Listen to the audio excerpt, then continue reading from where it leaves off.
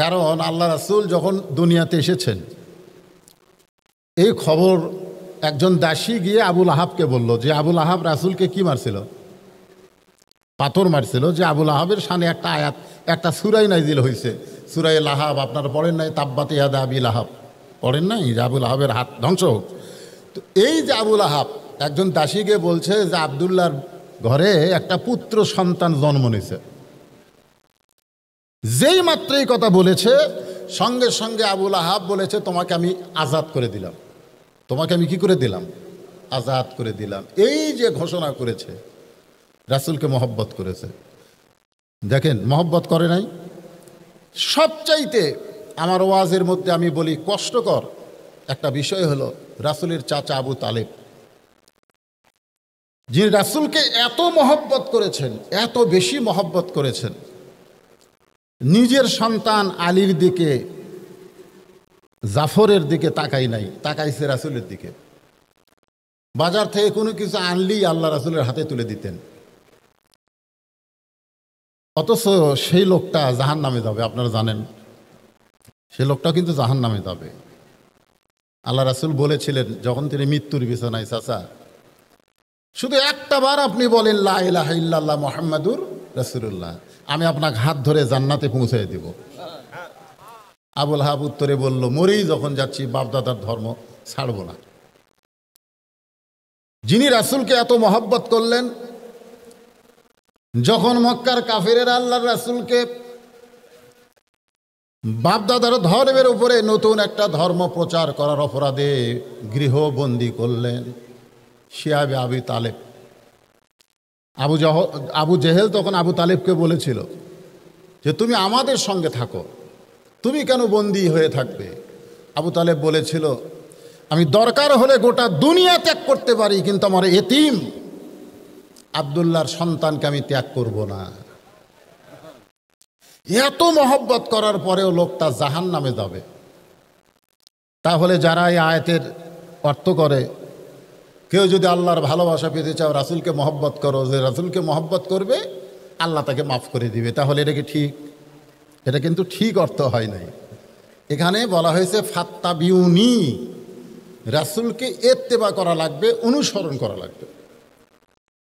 আজকে আমি আপনাদেরকে রাসূলের জীবনী থেকে কিছু আলোচনা শুনাই। রবিউল আউয়াল মাস, রাসূল সম্পর্কে আমাদের জানার দরকার আছে না নাই? জোরে কোন আছে না নাই? যারা দাঁড়িয়ে আছেন আপনারা বসেন, বসেন। প্রথম মাহফিল তো, হ্যাঁ, এটা কি এই এলাকার কোনো মাহফিল হয়েছে না? আজকে প্রথম। এরপরে মাহফিল হবে তার কোনো গ্যারান্টি আছে? আমাদের বাংলাদেশে গত 2 বছর হলে দেখা যাচ্ছে কোনো গ্যারান্টি নাই। কথাটা বুঝতেছেন না? আমিও প্রায় মাহফিলে বলি দেই দেখাই শেষ দেখা, আর হয়তো না হতে পারে, কারণ আমার জীবনেরও কোনো গ্যারান্টি নাই। তো এই জন্য ভাইজান যারা দাঁড়িয়ে আছে, অনেক লোক দাঁড়িয়ে আছে, জায়গাটা ছোট, কি করবেন? একটু কষ্ট করে হলেও রাসূলকে আমরা চিনি। না চিনলে রাসূলকে মানবেন কেমনে? চিনা লাগবে না? কি কোন চিনা লাগবে না? হ্যাঁ, সবাই বসেন, একটু জিকির করেন আর আল্লাহর রাস্তায় একটা সামনে ঝোঁক দেন। একটু জমে আসেন, একটু জমে আসেন আল্লাহর রাস্তায়। আল্লাহ পাক আপনাদের প্রতি রহমত করবে। জমে আসেন, সামনের দিকে জমে আসেন, একটু জিকির করেন আর জমে আসেন। লা ইলাহা ইল্লাল্লাহ, লা ইলাহা ইল্লাল্লাহ, লা ইলাহা ইল্লাল্লাহ, লা ইলাহা, লা ইলাহা ইল্লাল্লাহ, লা ইলাহা ইল্লাল্লাহ, লা ইলাহা ইল্লাল্লাহ, লা ইলাহা ইল্লাল্লাহ, লা ইলাহা, লা ইলাহা ইল্লাল্লাহ মুহাম্মাদুর রাসূলুল্লাহ সাল্লাল্লাহু আলাইহি ওয়াসাল্লাম। আল্লাহ রাসূলের জীবনী একটা গ্রন্থ আছে, নাম হলো সিরাতে রাসূল। নাম কি? সিরাতে রাসূল। মিলাদে রাসূল এরকম কোনো গ্রন্থ নাই। সিরাতে রাসূল সর্বপ্রথম 85 হিজরি আল্লাহ রাসূল দুনিয়া থেকে বিদায় নেওয়ার 75 বছর পরে এই কিতাবটা লেখা হয়েছে। যিনি লিখেছেন তার নাম হলো ইবনে ইসাহাক। মানে এর আগে রাসূলের জীবনী গ্রন্থ একটাও লেখা হয়নি। ওটাই সর্বপ্রথম আল্লাহ রাসূলের জীবনী গ্রন্থ, বলেন সুবহানাল্লাহ। সেই গ্রন্থ থেকে আমি আপনাদেরকে বলবো। দিনে দিনে বহু গ্রন্থ লেখা হয়েছে, কিন্তু সেই পুরাতন কিতাব থেকে আল্লাহ রাসূল দুনিয়াতে যখন আসলেন, সেই সময় ওই মক্কার কুরাইশ বংশে একটা নিয়ম ছিল, নিজের মা তার সন্তানকে দুধ পান করাতে পারবে না। সবচাইতে দামি বংশের নাম কি? কুরাইশ বংশ। কুরাইশ বংশের নিয়ম হলো যে মা সন্তান জন্ম দিবে, কিন্তু সন্তানকে দুধ পান করাতে পারবে না, অন্য কেউ দুধ পান করাবে। তো আল্লাহ রাসূল যখন দুনিয়াতে এসেছেন, তখন সেই সময় ওই কুরাইশ বংশে অনেকগুলো সন্তান জন্ম নিয়েছে একই টাইমে। সবার সন্তান সবাই নিয়ে গেছে, কিন্তু শুধুমাত্র রাসূলকে নেওয়ার মতো কোনো মানুষ নাই। আপনারা বলেন, জন্ম থেকেই যদি সবাই তাকে রাসূল হিসাবে জানতো, তাহলে কি অভাব হতো? কেউ নেয় না। সেই সোবে সাদেকে রাসূল জন্ম নিয়েছে, সোবে সাদেক, অথচ দুপুর গড়ে যায়, কেউ নেয় না। ইবনে ইসহাক এই কিতাবের মধ্যে বর্ণনা করেছেন, একজন মহিলা রাসূলকে নেওয়ার নিয়তে আসে নাই, মক্কার কুরাইশ বংশের একটা ধনী ছেলেকে নেওয়ার নিয়ে দিয়েছিলেন। একজন মহিলা, তার নাম হলো হালিমাতুস সাদিয়া। তার নাম কি? আমি নিজে আপনাকে দোয়ায় হালিমাতুস সাদিয়ার সে বাড়ি দেখে এসেছি, যে বাড়িতে রাসূল লালন পালন হয়েছে। বর্তমানে সে বাড়িটা আছে তায়েফে। জোরে কান কোথায়? তায়েফে। তায়েফে সে বাড়িটা এখনো আছে, এখনো ওই বাড়িটা নষ্ট হয়নি। আপনার হয়তো বলবেন, হুজুর সেই 1400 বছর আগে হালিমার বাড়ি এখনো নষ্ট হয়নি। আল্লাহ যদি নষ্ট না করে, যদি উম্মতের জন্যে এটা চিহ্নস্বরূপ কিয়ামত পর্যন্ত রেখে দেয়, আপনারা বলেন তো নষ্ট হবে? নূহ আলাইহিস সালামের সময় তো আপনারা একটা ঘটনা জানেন, যে গোটা পৃথিবী ধ্বংস হয়ে গেছে, কিন্তু একটা বুড়ির বাড়ি কিছুই হয়নি।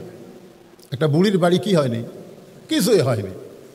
তাহলে সব পাহাড় পোহাড় সব ডুবে গেল, অথচ বুড়ির ঝুবড়ি বাড়িটা কিছুই হলো না। নূহ নবী বুড়িকে বললেন, বুড়ি মা সব ধ্বংস হয়ে গেল, আপনার বাড়ি তো ঠিকই থাকলো। কি আমল করেন যে আমল করার কারণে আপনার বাড়ি কিছুই হলো না এত বড় বন্যাতে? বুড়ি বলতেছে, আমি সে আল্লাহকে বিশ্বাস করি, আল্লাহর প্রতি তাওয়াক্কুল করি, আমার অন্তরে সবসময় আল্লাহ। তো রাখে আল্লাহ মারেকে, যদি আল্লাহ হেফাজত করে কিয়ামত পর্যন্ত সেটা নষ্ট হবে? ওই হালিমাতুস সাদিয়ার বাড়ি এখনো ওই অবস্থায় আছে। যারা তায়েফে বেড়াতে যাবেন, ওখানে গেলে দেখতে পাবেন হালিমাতুস সাদিয়ার বাড়ি। ওই বাড়িতে ঢুকে আমি 2 রাকাত নফল নামাজ আদায় করলাম। আদায় করার পরে আমি ওই দেওয়ালের দিকে তাকায়, দেখে আরবিতে কিছু জিনিস লেখা আছে, আরবি দিয়া। সে আরবিতে যে জিনিসগুলো লেখা আছে সেটা হচ্ছে হালিমাতুস সাদিয়ার বয়ান। তিনি যখন পড়ন্ত বিকালবেলা মক্কা আসলেন ধনী ঘরের একটা সন্তান নেওয়ার জন্য, কিন্তু রাস্তার মধ্যেই কিন্তু জানতে পারলেন যে ধনী ঘরের কোনো সন্তান নাই, সব নিয়ে চলে গেছে। হালিমাতুস সাদিয়া বলেন, আমি অত্যন্ত রাগান্বিত হলাম আমার গাধার উপরে, কারণ আমার দুর্বল গাধা যদি জোরে জোরে হাঁটতো তাহলে আমিও ধনী ঘরের সন্তান পেতাম। আমি আমার দুর্বল গাধাকে আঘাত করে বললাম, খামাখা মক্কায় গিয়ে কোনো লাভ হবে না, বরং বাড়িতে ফিরে যায়। এ কথা বলার সঙ্গে সঙ্গে গাধা যেন কোত্থেকে শক্তি পেল, এত জোরে মক্কায় দৌড়ানো শুরু করলো। একেবারে আল্লাহর নবী যেই ঘরে জন্ম নিয়েছে সেখান থেকে মাত্র 10 গজ দূরে গিয়ে গাধা পড়ে গেল। হালিমাতুস সাদিয়া বলেন, বয়ান করেছে ওখানে, আমি তাকায় দিকে একটা বুড়ো মানুষ, রাসূলের দাদা, নাম কি? Abdul Muttalib. আসলে আল্লাহর যে 99টা নাম আছে, তার মানে তার মধ্যে ইয়া মুত্তালিবু নাই। আমার কথাটা খেয়াল করবেন, এটা আপনাকে জন্য বলতেছি। আব্দুল, আব্দুর, এটা কোন নামের আগে হয়? আল্লাহর ৯৯টা নাম যারা রাখে, যেরকম রহমান, রহিম, রশিদ, এইগুলা নামের আগে আব্দুর শব্দ থাকতে হবে। কারণ রশিদ আল্লাহর নাম, রহিম আল্লাহর নাম, রহমান আল্লাহর নাম। আল্লাহর সেপতি নাম যদি আপনার সন্তানে রাখতে চান বা আপনার রাখতে চান, তাহলে শুধু রহমান বলে ডাকা হবে না, ডাকতে হবে আব্দুর রহমান, রহমানের গোলাম। কিন্তু এই ৯৯টা আল্লাহর নামের মধ্যে মোত্তালেব নাই। এই জন্য আমরা অনেকে কিন্তু ভুল করে আমাদের সন্তানের নাম আব্দুল মোত্তালেব রাখি। এরকম আছে না নাই? আমাকে অনেকে বলে, হুজুর আমার নাম আব্দুল মোত্তালেব। না, আব্দুল মোত্তালেব রাখা যাবে না। আল্লাহ ৯৯টা নাম যাদের আছে তারা শুধু আব্দুল, আব্দুর, আব্দুল এই শব্দগুলো নামের আগে। কিন্তু আব্দুল মোত্তালেব তো তখন আর এগুলো বোঝেনি, নাম তার আব্দুল মোত্তালেব হিসেবে আমরা জানি, রাসূলের দাদা। দুই হাত প্রসারিত করে হালিমাতুস সাদিয়ার দিকে তাকায় বললেন, মা, তুমি আসার আগে অনেক মহিলা এসেছিল, সব ধনী ঘরের সন্তান নিয়ে গেছে। আমার ঘরে এতিম অনাথ একটা সন্তান জন্ম নিয়েছে, জন্মের ৬ মাস আগে যার বাবা দুনিয়া থেকে বিদায় নিয়েছে।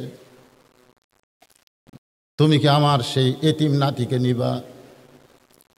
হালিমাতুস সাদিয়া বলে, মুরব্বী, মক্কার ধনী ঘরে কোনো সন্তান নাই, রাস্তার মাঝখানেই জানতে পেরেছি। কিন্তু আমার দুর্বল গাধা কোথা থেকে শক্তি পেয়ে যেন আপনার বাড়ির দরজা পর্যন্ত চলে আসলো। সেই গাধা এসে ঘুরমেকে পড়ে গেল। এখন আমার বাড়িতে আমি ফিরে যাব কেমনে? আপনি যখন এমন করে বলতেছেন, আমি আপনার নাতিকে নিতে পারবো কিনা জানি না, তবে একটা বার শুধু আপনার নাতিকে আমি দেখতে চাই। হালিমাতুস সাদিয়া বলেন, শুধুমাত্র দেখার জন্যে ঘরের ভিতরে আমি প্রবেশ করলাম। প্রবেশ করে তাকায় দেখি আমাদের নবীর মা আমিনা। আফসোস করে বলতেছেন, বুবুজান, কোথ থেকে আপনি আসলেন? আমার এতিম বাচ্চাকে একবার দেখেন। হালিমাতুস সাদিয়া বলে, তাকানোর সঙ্গে সঙ্গে ওই বাচ্চাটার চেহারার দিকে তাকানোর সঙ্গে সঙ্গে এমন একটা শক্তি আমার শরীরের মধ্যে আসলো, আমার কলিজা ভরে দরদে সন্তানের জন্য ভরে গেল। জোরে করুন সুবহানাল্লাহ। এটা হলো রাসূলের মিলাদ, এটা হলো রাসূলের মিলাদ। হালিমাতুস সাদিয়া তিনি বলেন, আমি তখন সন্তানকে কোলে নিলাম। কোলে নেওয়ার সঙ্গে সঙ্গে আমার দুর্বল শরীর শক্তিশালী হয়ে গেল। এটা হালিমাতুস সাদিয়া বয়ান করেছে। রাসূলের দেহকে, ছোট্ট একটা বাচ্চাকে কোলে নেওয়ার কারণে আমি যদি দুর্বল মানুষ শক্তিশালী হতে পারি, সেই রাসূলের সুন্নাতকে তোমরা যদি গ্রহণ করো, গোটা পৃথিবীর কোনো শক্তি তোমাদের সামনে দাঁড়াতে পারবে না। জোরে বলেন কথা ঠিক কিনা? আজকে আমাদের বাংলাদেশে রাসূলের সুন্নাতকে যারা গ্রহণ করেছে তারা সবল না দুর্বল? একটু বলেন, কোনো ভয় নাই। আপনারা শুনেছেন যে আমরা মসজিদে যখন মুয়াজ্জিন আজান দেয়, আপনারা বলেন তো, আজান দেওয়ার পরে যারা নামাজ পড়ে, যারাই নামাজ পড়ে, আওয়ামী লীগ কন, বিএনপি কন, জাতীয় পার্টি কন, জামাত কন, তাবলিগ কন, পীর মুরিদি কন, যারা নামাজ পড়ে তারা কি কোনো দিন বলে যে আওয়ামী লীগ আজান দিল, বিএনপি আজান দিল, ওটা আওয়ামী লীগের মসজিদ, ওটা জামাতের মসজিদ, এটা কি কোনো দিন বলে? কারণ যারা নামাজ পড়ে তারা কিন্তু তখন আর কোনো দলের দিকে তাকায় না। আল্লাহর হুকুম নামাজ পড়ার জন্য তারা মসজিদের মধ্যে প্রবেশ করে। জোরেগণ ঠিক কিনা? আপনারা বলেন তো, যে বর্তমান যেই দল ক্ষমতা আছে, এই দল কি বাম পায়ে ঢোকে না ডান পায়ে ঢোকে? কথা কয় না। বিএনপি কোন পায়ে ঢোকে? যাই মসজিদের মধ্যে ঢুকতেছে, ডান পায়ে আল্লাহুম্মা আফতাহলি আবওয়াবা রহমাতিক। যতক্ষণ মসজিদের মধ্যে থাকবে, আপনার কি কোনোদিন দেখছেন যে সরকারি দল সামনে কাতার, বিরোধী দল দ্বিতীয় কাতার? দেখছেন কোনোদিন? বরং আমি নিজের চোখে দেখছি আওয়ামী লীগ, বিএনপি, জামাত যদি জামাত ইসলাম সামান্য পিছনে থাকে, আওয়ামী লীগ পিছনে ঠেলা দেয়া কাতার সোজা করো, জোরে কোন ঠিক কিনা? তার মানে ওখানে কি বুঝাচ্ছে যে তুমি যত আওয়ামী লীগ করো, জামাত করো, বিএনপি করো, বেড়া করো, ঘরের মধ্যে ঢোকার পরে কোনো দল চলবে না, সবাইকে এক দল হওয়া লাগবে, জোরে কোন কথা ঠিক কিনা? তা আমরা কে কোন দল করি সেটা ভিন্ন কথা, কিন্তু কোরআনের সামিয়ানার মধ্যে তখন আইছি, তখন হলো সব দল বাদ দেওয়া লাগবে। এই মুহূর্তে আমরা এক দল, জোরে কোন কয় দল? এক দল। আমরা রাসূলের উম্মত। রাসূলের শাফাত ছাড়া জান্নাতে যাবেন এমন কোনো নবীও নাই, এমন কোনো নবী নাই যে নিজের আমল দিয়ে জান্নাতে যাবে যতক্ষণ পর্যন্ত আমাদের নবী সুপারিশ না করবে। এই জন্যই তাকে বলা হয় শাফিউল মুসলিমিন। আমরা সেই নবীর উম্মত। আমি সেই নবীকে নিয়ে আলোচনা করতেছি। হ্যাঁ, যারা দাঁড়িয়ে আছেন বেশিক্ষণ দাঁড়িয়ে থাকতে পারবেন না, বসেন।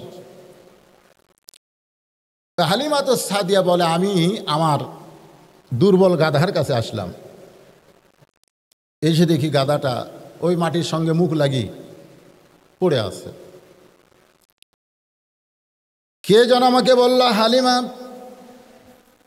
তুমি যদি তোমার দুর্বল গাধাকে সবল করতে চাও, যেই সন্তান কোলে নেওয়ার কারণে তোমার দুর্বল শরীর শক্তিশালী হলো, ওই সন্তানের বাম পাটা গাধার মাথায় লাগায়া দাও। হালিমাতুস সাদিয়া বলে, আমি কোলের সন্তান, আমাদের নবী যেই নবীর মিলাদ নিয়ে ঈদে মিলাদুন নবী উদযাপন করবে, তারা একটু মনোযোগ দিয়ে শুনবেন। হালিমাতুস সাদিয়া নবীর বাম পাখানা গাদার মুখে লাগাই দিছে, সঙ্গে সঙ্গে দুর্বল গাদা শক্তিশালী হয়ে দাঁড়িয়ে গেছে।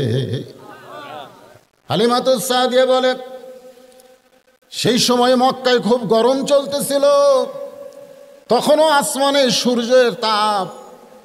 আমি সন্তানকে কোলে নিয়ে গাধার পিঠে চড়ে যখন বনি সাদ গোত্রের দিকে রওনা দিলাম, আসমানের সূর্যের তাপ যেন সন্তানের গায়ে না লাগে, এজন্য আমার আঁচল দিয়ে সন্তানকে ঢাকতে চাই।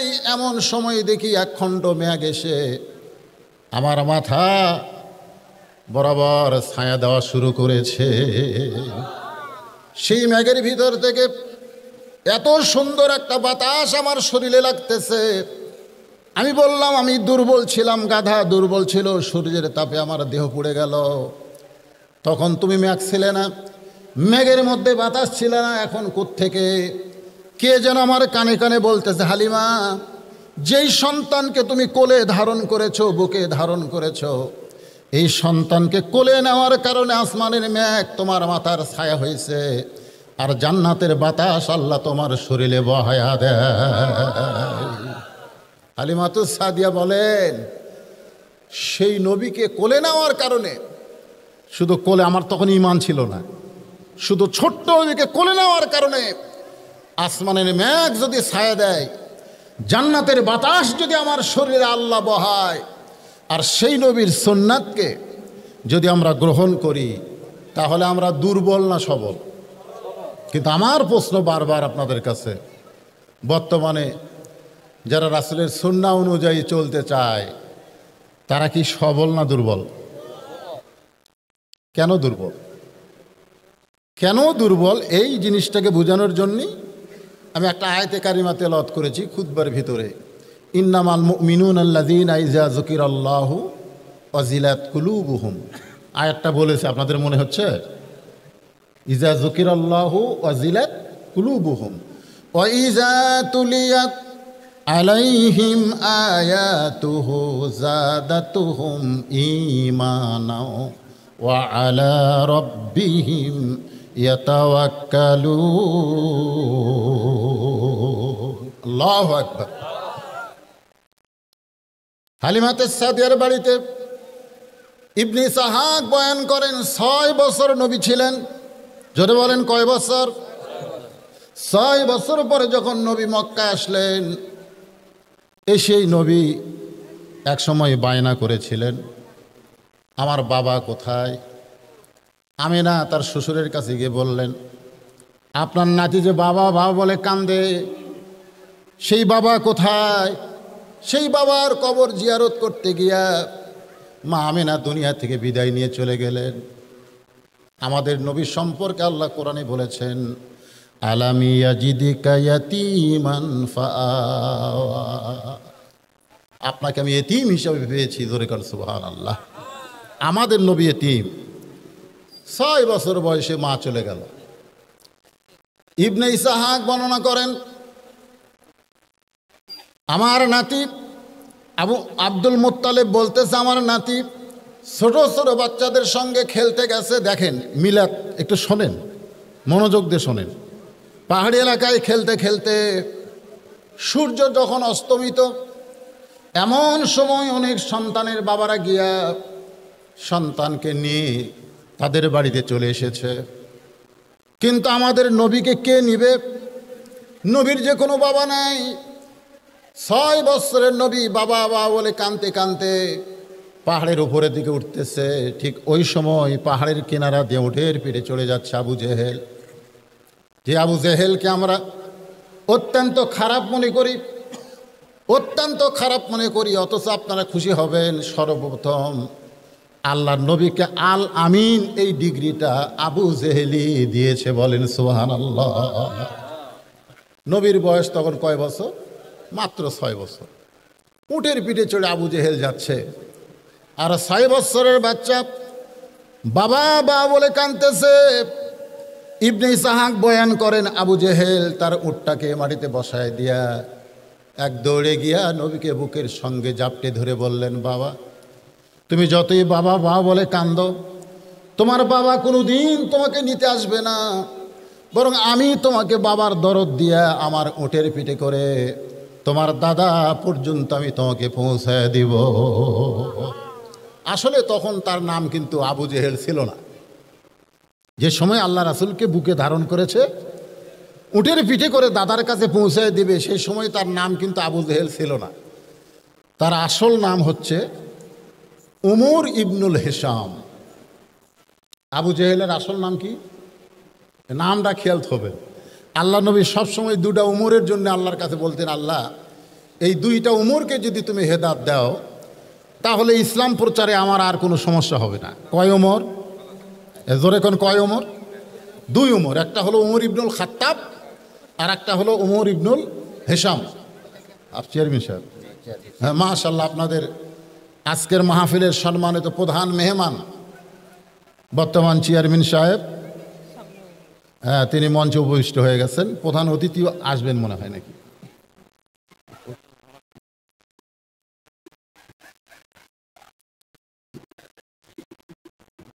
তো ভাইজান কি এখনই কিছু বলবেন না পরে? আমি যে কথা ধরছি এটা একটু শেষ করি। আচ্ছা, তো কি বলতেছিলাম, যে আবু জেহেল ওনার নাম কি? এই নামটা খেয়াল হবে। আমরা কিন্তু আমাদের ইমামের নাম জানি না, সবাইকে আবু হানিফা আবু হানিফা। আসলে কি আবু হানিফা? তাই অনেক কিছু আমাদের অজানা। আমরা বলি আবু হানিফা। আবু হানিফা কিন্তু তার নাম না, তার নাম হলো নোমান ইবনে সাবেত। তার নাম হচ্ছে নোমান ইবনে সাবেত। কোন তো আপনারা বাংলাদেশের শতকরা কত লোক জানে যে আমাদের ইমামের নাম নোমান ইবনে সাবেত? শতকরা 2-1 জন আলেম ওলামা যারা, তারা জানে। আবু জেহেল সবাই জানে, কিন্তু ওর নাম যে উমর ইবনুল হিসাম, এটা আপনারা জানেন? জানেন না। আজকাল এটা মুখস্থ রাখবেন। রাসূল সবসময় বলতেন, আল্লাহ এই 2টা উমরকে তুমি হেদায়েত দাও আল্লাহ, তাহলে ইসলাম প্রচারে আমার খুব সহজ হবে। আল্লাহ নবীর দোয়া আল্লাহ কবুল করেছেন, তবে 2 উমরের জন্যে করে নাই, 1 উমরের জন্যে করেছেন। ওমর ইবনুল খাত্তাব আল্লাহর নবীকে হত্যা করতে এসে মুসলমান হয়ে গেলে রাসূল বললেন, আল্লাহ আমি সব সময় আপনাকে 2 উমর হেদায়েতের জন্য দোয়া করতাম, আপনি একটা উমর হেদায়েত দিলেন, আর একটা উমর যে হেদায়েত পেল না। আল্লাহ বললেন, ইয়া রাসূলুল্লাহ দোয়া দিয়ে যদি সব কাজ হয়ে যায়, দোয়া দিয়ে যদি সব কাজ হয়ে যায়, তাহলে আপনি দাওয়াতে বন্ধ করে দিবেন। দোয়া দিয়া যদি সব হয়ে যায়। আজকে আমরা যদি খালি দোয়া দিয়া বলতাম, আল্লাহ বাংলাদেশের করোনা মুক্ত করো, বাংলাদেশ করোনা মুক্ত করো আল্লাহ, আমরা কি মৌলবীরা কম দোয়া করছে? যখন দোয়া কি কম করছে? তারপরে সরকার কিন্তু বহু চেষ্টা নিয়েছে, বহু হাসপাতাল বাড়তি করা লাগছে, তার মানে কি বোঝা গেল? খালি দোয়া দেয়া হয় না, খালি দোয়া দেয়া নবীর সময় হয়নি। আল্লাহ বললেন যে আপনার দোয়া কবুল করে 2 উমরকেই যদি হেদায়েত দেই তাহলে দাওয়াতের রাস্তা বন্ধ হয়ে যাবে। তো একটা দোয়ার জন্যে আর একটা দাওয়াতের জন্যে, একটা দোয়া দেয়া কাম হয়েছে, উমর ইবনে খাত্তাব দোয়া দিয়েই কাম হয়েছে, জোরে কোন সুবহানাল্লাহ। আর একটা হলো দাওয়াত। আল্লাহ রাসূল একবার না, 2 বার না, 400 বার, জোরে বলেন কতবার? 400 বার আবু জেহেলের কাছে কলেমার দাওয়াত নিয়ে গেলেন।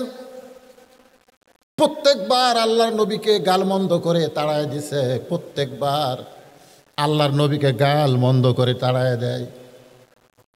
রাসূল বিরক্ত হয় না, রাসূল কি হয় না? কিন্তু আমরা বিরক্ত হই না? আমরা দাওয়াত 1 বার থেকে 2 বার দেই। আপনি বলেন চলো মসজিদে যাই, চলো মসজিদে যাই, লোকটা বলতে তুই নামাজ পড়েও যাবে, না পড়েও তাই, এরকম আছে না নাই? চলো মসজিদে যাই, লোকটা বলে তুই নামাজ পড়েও যাবে, না পড়েও চাই। আপনি মসজিদে গিয়ে বলতেছেন শয়তান, নামাজের কথা বলি, ও তো নামাজ পড়ে না। ও কিন্তু আপনাকে মারে নাই, কিন্তু নবী আবু জেহেলকে দাওয়াত দিবার যে পাথর মারছে, নবীর কপাল ফেটে গেছে, রক্ত বের হয়ে গেছে, এরপরেও আল্লাহর নবী দাওয়াত দেওয়া ছাড়ে নাই। সর্বসাকুল্যে 400 বার নবী আবু জেহেলের দরজা।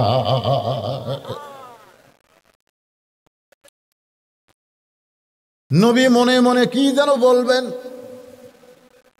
এমন সময় আল্লাহ কোরআনের আয়াত নাজিল করলেন, উদউ ইলা সাবিলি রাব্বিকা বিল হিকমা মাউইজাতিল লিল হাসানা। জোরে কান সুবহানাল্লাহ। ডাইরেক্ট যখন হচ্ছে না তখন আপনি হিকমতের সাথে কাজ করেন।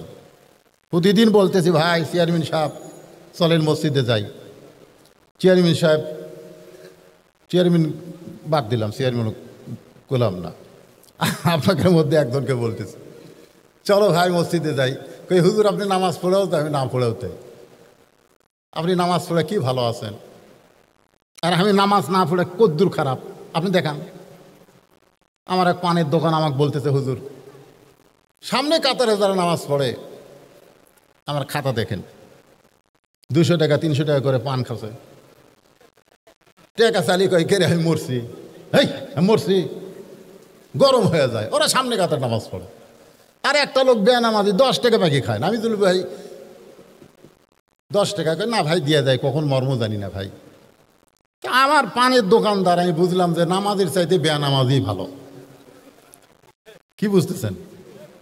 আজকাল অনেক নামাজি আছে বেনামাজির চাইতেও খারাপ, জোরে কোন আছে না নাই?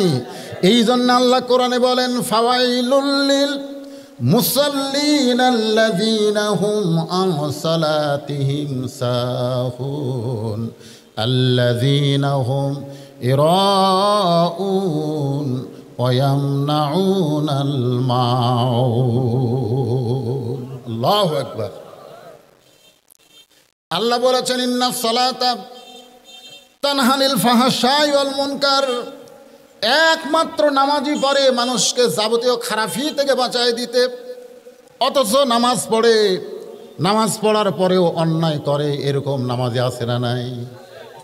এজন্যই তো বেগম মমতাজ, এই যে বর্তমানে এমপি, একটা গান গাইছে,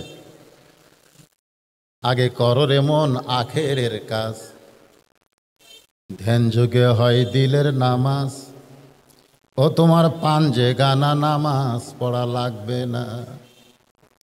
আল্লাহ কয় নামাজের জোরে ফায়েসাকা যাবে দূরে, পাক কোরআনে রয়েছে ঘোষণা। এখন আকাম কুকাম নামাজ রোজা একসাথে বান্দিয়া বোঝা, জাহান্নামে দিয়াছ রওয়ানা। আজ কেন আল্লাহর সালাত ধরতে পারলা না? নামাজ পড়ার কথা কোরআনে কোনো জায়গায় নাই, নামাজ ধরার কথা আছে, নামাজ কায়েমের কথা আছে। জোরে বলেন কথা ঠিক কিনা? সময় হলে এই আয়াতের ভিতর দিয়ে আমি আপনাদের বোঝানোর চেষ্টা করব, তবে যেটা বলতেছি একটু মনোযোগ দিয়ে শোনেন। আবু জেহেল বুকের মধ্যে করে নবীকে নিয়ে আসলেন। উটটা তখন মাটিতে বসা, নবীকে পিছনে বসায় দিয়ে আবু জেহেল সামনে বসলেন। বসার পরে উটটাকে ওঠার জন্যে আবু জেহেল চেষ্টা করতেছে, আর ছোট্ট নবীকে বলতেছে, আমার কোমর চেপে ধরো, আমার উট খুব জোরে জোরে যায়, তুমি যেন পড়ে না যাও, কারণ উটের ভিড় থেকে পড়ে গেলে তোমার কষ্ট হবে। নবী আবু জেহেলের কোমর চেপে বসে আছে, উটটা মাটিতে বসে থাকে, কিন্তু উটটা আর ওঠে না। আবু জেহেল চাবুক মারা শুরু করলো, তারপরে উটটা ওঠে না। এক সময় লোহার হাতুড়ি থলিয়া থেকে বের করে উটের মাথায় আঘাত করা শুরু করলো। উটের চামড়া কেটে রক্ত দরদর করে পড়ে যায়। উটের মুখ মাটির সঙ্গে লাগায় থাকে, চোখ দা দরদর করে পানি পড়ে, কিন্তু উটটা মাটি থেকে উঠতে চায় না। আল্লাহ রাসূল আবু জেহেলের কোমর ছেড়ে গিয়ে উটের সামনে গিয়ে দাঁড়িয়ে বললেন, উঠ রে, এই মানুষটা তোমার পিঠে চড়ে আসতেছিল, তুমি দৌড়ে দৌড়ে হাঁটতেছিলা, কিন্তু এখন তুমি এত দুর্বল কেন হলে, এত দুর্বল কেন হলে যে আমি ছোট্ট একটা বাচ্চা তোমার পিঠে চললাম, এত মারে চামড়া কেটে রক্ত পড়ে যায়, তারপরে তুমি কেন দাঁড়াও না? উটটা ছোট্ট নবীর দিকে তাকায়া যেন বলতেছিল যে আপনার সামনে থাকবে কেউ, আর আপনাকে পিছনে বসাবে, কেউ আপনার সামনে থাকবে আর আপনাকে পিছনে বসাবে। আমি একজন জন্তু জানোয়ার হতে পারে, আমি মরে যাব, কিন্তু জমিন থেকে দাঁড়াবো না। চিন্তা করেন, এটা হচ্ছে রাসূলের মিলাদ।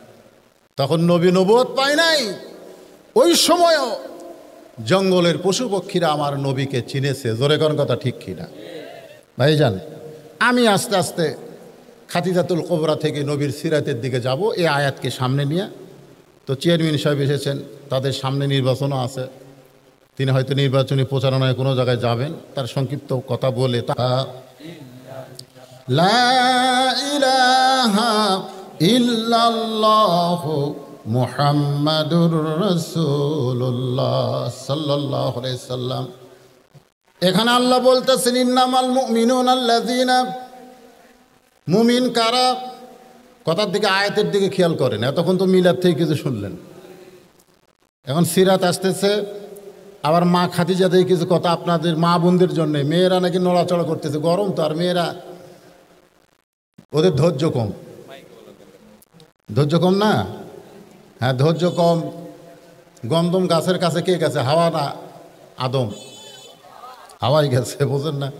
এরা স্টার জলসা জি বাংলা বন্ধ হয়ে গেছিল, আমি মনে করছিলাম মাশাআল্লাহ আলহামদুলিল্লাহ মোটামুটি আমাদের বউ মেয়েগুলো কি হচ্ছে, ভালো হবে, হবে কি হবে না?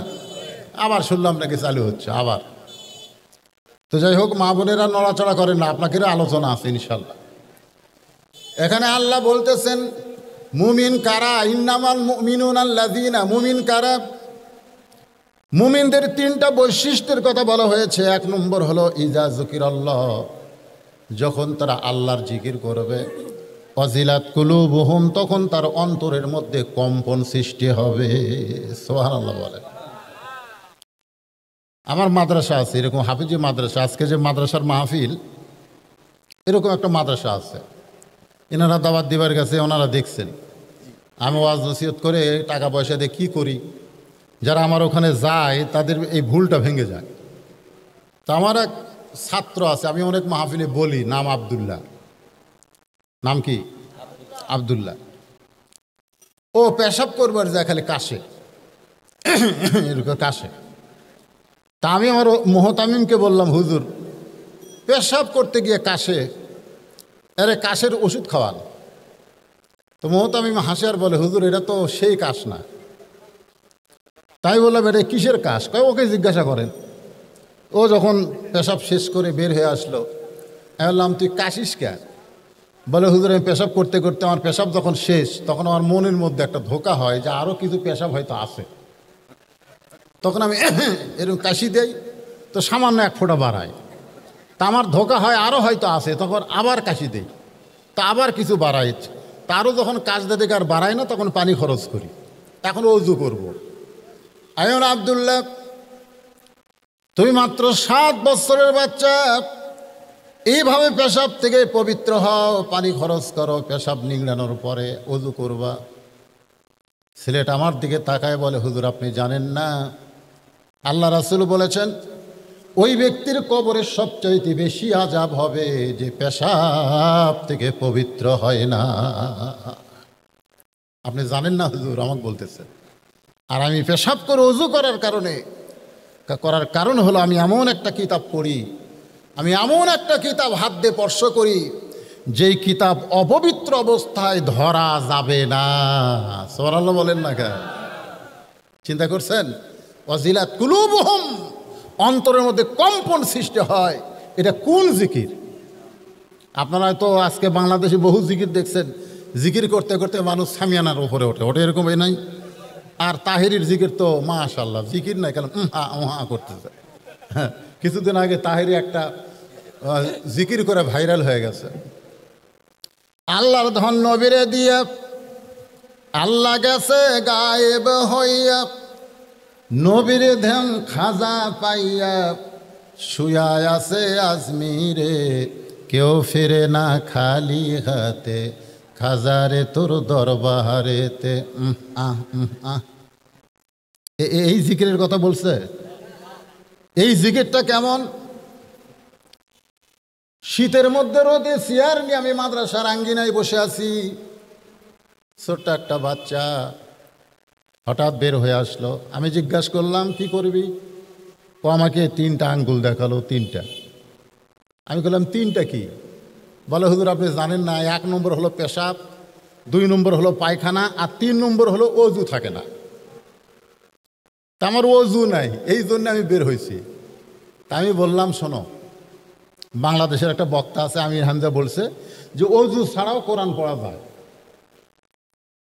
তো তুমি অজু করা লাগবে না, এই শীতের মধ্যে কি দরকার, যাও কোরআন পড়ো। ও আমার দিকে তাকায় বলে হুজুর ওই আমির হামজা টামজা আমি মানি না, অজু করা লাগবে। তাই বললাম কে রে, আমির হামজা মানিস না, আমাকে মানিস?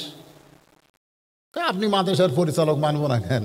আমি বললাম অজু করা লাগবে না, যা অজু ছাড়াই আল্লাহর কোরআন পড়, তোর যত পাপ হবে সমস্ত পাপ যেন আল্লাহ আমাকে দেয়। এইরকম কথা বলে জোরে ধমক দিলাম। আমার ধমকে ছেলেটা মাদ্রাসার ভিতরে ঢুকলো। যেই মাদ্রাসার মধ্যে ঢুকলো আমি চিন্তা করলাম যে ও কি যায় কোরআন পড়তিছে, এটা দেখার জন্য তো সরাসরি দরজার যাওয়া যায় না। আমি জানলার ফাঁক দিয়ে তাকায় দেখি ও দরজার কিনারায় লুকে আছে। লুকে থাকার কারণ হলো যে আমি চেয়ারে আসি না নাই, আমি যেই চেয়ারে থাকবো না ওই আবার বার হবে। তো দেখে আমার চেয়ার খালি, বের হয়েছে। বের হয়ে আমি ঘুরে এসে এই, ও তখন বলতে যে হুজুর দরকার হলে আমি মাদ্রাসা ছেড়ে যাব, কিন্তু অজু ছাড়া আল্লাহর কোরআন আমি ধরব। তখন আমি বুঝতে পারলাম ওয়াজিলাত কুলুবুহুম, অন্তরের মধ্যে কম্পন সৃষ্টি করে সেই জিকির, সেই জিকিরটার নামই হচ্ছে আল্লাহর কোরআন। বিশ্বাস না হয় আপনারা সকালবেলা যখন এই বাচ্চারা কোরআন শরীফ পড়ে দেখবেন, কোরআন শরীফ পড়ার সময় কিন্তু এরকম একটা ঝোঁক ওঠে, ওঠে কি ওঠে না? এরকম একটা ঝোঁক। আমি চিন্তা করলাম এই ঝোঁকটা কি ওরা ইচ্ছা করে দেয় না ওঠে? এই ওয়াজিলাত কুলুবুহুম এটা বুঝতে গিয়ে আমি পিছন দিক দিয়ে এক ছেলেকে এর খপ করে ধরলাম, ওর ঝোঁকটা বন্ধ, ওর পড়াও বন্ধ। তাই বললাম পড়, কয় না হুজুর ছেড়ে দেন, ছেড়ে দেন হুজুর। যেই ছেড়ে দিলাম আবার শুরু করলো। তখনই বুঝলাম এখানে যে জিকির দিয়ে অন্তর মধ্যে কম্পন সৃষ্টি হবে সেই জিকিরের নাম হচ্ছে আল্লাহর কোরআন। জোরে বলেন সুবহানাল্লাহ। আজকে সেই কোরআনের মাদ্রাসার মাহফিল। হাফেজ সাহেব আমাকে বলতেছে হুজুর মেয়েরা সব উঠে যাচ্ছে, আপনি ওয়াজ করেন সারা রাত নবীর সিরাত নিয়ে, অসুবিধা নেই, কিন্তু এই মানুষ উঠে গেলে বুঝতেছেন না, এই সময়ে যে অসময় মাহফিল করা নিয়ত করেছিল যে চেয়ারম্যান 5-6 জন প্রার্থী হবে, আসবে 5-6 হাজার করে টাকা দিবে, কিছু টাকা হবে, মেম্বররা কিছু আসবে, তারা 1000 করে দিলে কিছু হবে, কিন্তু আমি তো দেখি তো শূন্য মাঠে গোল হয়ে যাচ্ছে, কিছুই হচ্ছে না। তো এক চেয়ারম্যান সাহেব আসছে আর বাদ বাকি চেয়ারম্যানেরা কেউ আসেনি। তো এরা যে নিয়ত করছিল সে নিয়তটা তো পুরা হচ্ছে না। এখন আপনারাও যদি আবার মাঝখান থেকে উঠে যান, আমার মাহফিল থেকে তো লোক উঠা যায় না রে, ঠিক আছে, তারপরেও তার ভিতরে একটা সন্দেহ ঢুকে গেছে। এই সন্দেহটা দূর করার জন্য আমি প্রাণ খুলে আপনাদের সামনে রাত 1টা পর্যন্ত যদি ওয়াজ করি, কোনো সমস্যা আছে? আগামীকাল কি আর ওয়াজ আছে? তো হঠাৎ একদিন ওয়াজ একটু বেশি শুনলে অসুবিধা কি? তো আপনাদের কাছে একটু রুমাল নিয়ে যাচ্ছে ছাত্ররা, আপনারা এই যে পকেটের কামটা করেন, 10, 20, 50, 100 যে যা পারেন আল্লাহর হস্তে 5 মিনিটের মধ্যে দিয়ে তারপরে ইনশাল্লাহ কন্টিনিউ এক ঢাল। মনে আছে আপনাদের? একটা দোয়া দিয়ে আল্লাহ কবুল করেছেন, তার নাম হলো ওমর ইবনুল খাত্তাব। আর একটা দোয়া কবুল হয় নাই, দাওয়াতের জন্যে আল্লাহ রাইখা দিয়েছেন। এবং আল্লাহ রাসূল 1 বার না 2 বার না 400 বার তাকে কলেমার দাওয়াত দিয়েছে। মনে আছে না ভুলে গেছেন? হ্যাঁ। অথচ যখন ওমর ইবনুল হিসাম ছিল তখন কি করেছে? উটের পিঠে করে দাদার কাছে পৌঁছে দিছে। আপনাদের কাছে আমি যদি রাসূলের 40 বছর, যেটা মিলাদ মিলাদ যেটা মিলাদ আমরা বলি, এটা 40 বছর, জোরে কোন কয় বছর? 40 বছর জীবনী নিয়ে আলোচনা করি। আপনারা কেউ মন খারাপ করবেন না, খালি শুনবেন আর শুনবেন। এই 25 বছরে যখন মা খাদিজার সঙ্গে বিয়ে হলো, মা খাদিজার বয়স কত? 40 বছর, জোরে কোন কয় বছর? কি সুন্দর একটা ঘটনা, আপনারা খালি শুনবেন আর শুনবেন। কিন্তু 40 বছর বয়সে যখন গারে হীরার মধ্যে আল্লাহর নবীর উপর কোরআন নাজিল হলো, কোরআন নাজিল হওয়ার মক্কায় 13 আর মদিনায় 10, এই 23 বছর। জোরে কোন কয় বছর? এই 23 বছরের কথা যখন বলবার যাব, মক্কার কথা মোটামুটি খালি দাওয়াত আর দাওয়াত, কিন্তু মদিনায় হিজরতের পরের কথা যখন বলতে যাব, তখন কিন্তু রাসূল শুধু রাসূল ছিলেন না, তিনি একজন রাষ্ট্রনায়ক ছিলেন। জোরে কোন কথা ঠিক কিনা? তিনি কি ছিলেন? তিনি কিন্তু বদরের যুদ্ধ করেছেন। আল্লাহ রাসূলের জীবনী পড়ে দেখেন, তিনি শুধু দাওয়াতই দিচ্ছেন, হাত ধরে খালি তেলতেলা করছেন তা কিন্তু না, তার জীবনে 27টা যুদ্ধে তিনি স্বয়ং অংশগ্রহণ করেছেন। জোরে কোন সুবহানাল্লাহ। তো এই ব্যাপক আলোচনা আপনাদের সামনে তো করা লাগবে, কি কি কর। তো অল্প সময়ের মধ্যে আলোচনাগুলো আমি আপনাদের সামনে করব, কোনো সাইড বাদ থাকবে না, কারণ রবিউল আউয়াল মাস। তো এখন আমার মা বোনেরা যারা পর্দার অন্তরে আছেন, আপনারা শোনেন, 40 বছরের খাদিজার কিন্তু একটা ডিগ্রি ছিল। আপনারা বলেন তো খাদিজার কি ডিগ্রি ছিল? হ্যাঁ, জানেন না? 2টা ডিগ্রি, একটা রাসূল দিয়েছে আর একটা আল্লাহ দিয়েছে। রাসূল দিয়েছে খাদিজাতুল কুবরা, খাদিজাতুল, আর আল্লাহ দিয়েছেন খাদিজাতুত তাহিরা। খাদিজাতুত তাহিরা, খাদিজা হচ্ছে পবিত্র নারী। জোরে কোন সুবহানাল্লাহ। আমার মায়েরা বোনেরা যারা পর্দার অন্তরে আছেন, একটু খাদিজার জীবন থেকে শোনেন, কারণ খাদিজা একজন ভালো মহিলা ছিল বলে আল্লাহ তার পেট থেকে মা ফাতেমাকে দুনিয়াতে পাঠাইছেন। যেই ফাতেমা হলো নারীদের জান্নাতীদের সরদার। একটু ইশারা দিলাম। 25 বছর বয়সে খাদিজার সঙ্গে নবীর বিয়ে হচ্ছে। কিভাবে বিয়ে হলো? খাদিজা হচ্ছে মক্কার সবচাইতে ধনী। গোটা মক্কা শহরে, গোটা মক্কা এলাকায় এত বড় ধনবতী কেউ ছিল না। বলেন সুবহানাল্লাহ। একদিন বেলকুনিতে বসে আছেন, হঠাৎ তিনি দেখতে পাচ্ছেন যে একটা ঘরের ভিতরে তার রাখালগুলো সব দুপুরবেলায় ঘুম পাড়তেছে। খাদিজাতুল কুবরা চমকে গেলেন। হাজার হাজার উট দুম্বা বাদ দিয়া রাখালগুলো দুপুরবেলায় ঘরের মধ্যে আরাম করে। তিনি রাখালের সর্দারকে ডাক দিলেন। রাখালের সর্দারকে রাগাত্ম স্বর জিজ্ঞাসা করলেন, আমার হাজার হাজার উট দুম্বা বাদ দিয়া তোমরা দুপুরবেলায় ঘরের মধ্যে আরাম করো, উট দুম্বাগুলোর খবর কি? রাখালের সর্দার বলে, মালকিন, এমন একজন রাখাল আমরা ভাগ্যগুণ পেয়েছি যে রাখালির চাকরিতে জয়েন করার পরে আপনার উট দুম্বাগুলো সব ভদ্র হয়ে গেছে। রাখাল যদি শাহাদত আঙ্গুলি তুলে বলে, উটগুলো খাও, দুম্বাগুলো খাও, তখন খাওয়া শুরু করে। যখন শাহাদত আঙ্গুল তুলে বলে খাওয়া বন্ধ করো, তখন খাওয়া বন্ধ করে। যখন বলো চলো যাই, সঙ্গে সঙ্গে উটের লাইনে উট, দুম্বার লাইনে দুম্বা, একেবারে সারিবদ্ধ হয়ে বাড়ির দিকে রওনা দেয়। রাখালের মুখে এই কথা শুনে খাদিজাতুল কুবরা বলে যে জন্তু জানোয়ার রাখালের বাধ্য হয়, এই গাঁজাখুরি কথা তুমি আমাকে বলবা আর আমি বিশ্বাস করব? তখন কিন্তু আমাদের নবী না, আমাদের নবী কিন্তু তখন কয় বছর? 25 বছর। জোরে কোন কয় বছর? 25 বছর বয়স। সেই সময় খাদিজাতুল কুবরা বলতেছে রাখালকে যে উট দুম্বাগুলো, জন্তু জানোয়ারগুলো একটা রাখালের বাধ্য হয়, এই কথা তুমি বলবা গাঁজাখুরি আর আমি বিশ্বাস করব। রাখালের সর্দার বলে যদি আপনার বিশ্বাস না হয় তাহলে আপনি তদন্ত করতে পারেন, আপনি তদন্ত করেন।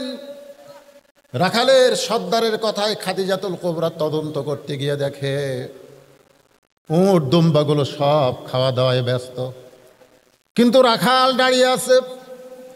রাখালের চেহারার মধ্যে রোদের কোনো চিহ্ন নাই, পাহাড় পোড়া গন্ধ পাওয়া যায়, বালু পোড়া গন্ধ পাওয়া যায়। তো কে যেন ছাতা রাখালের মাথায় ধরে রেখেছে। খাদিজাতুল কুবরা উপর দিকে তাকায় দেখে এক খণ্ড মেঘ আল্লাহ নবীর মাথায় ছায়া হয়ে আছে। খাদিজাতুল কুবরা আশ্চর্য হয়ে গেলেন, এটা কেমন মানুষ, আসমানের মেঘ তার জন্য ছাতা হয়। আর একটু নিকটে গেলেন, নিকটে যাওয়ার পরে নবীকে একটু পরখ করে দেখতে চাইলেন, কিন্তু হঠাৎ একটা বাতাস এসে খাদিজার নাকের মধ্যে ঢুকলো। ওই বাতাসটা নবীর গায়ের সঙ্গে আঘাত করে বাড়ি লেগে খাদিজার নাকের মধ্যে ঢোকার কারণে মেশকা আম্বরের সুগন্ধ, এই সুগন্ধ যেন দুনিয়ার কোনো সুগন্ধ নয়, যেন আল্লাহ জান্নাতের দরজা খুলে দিয়েছে।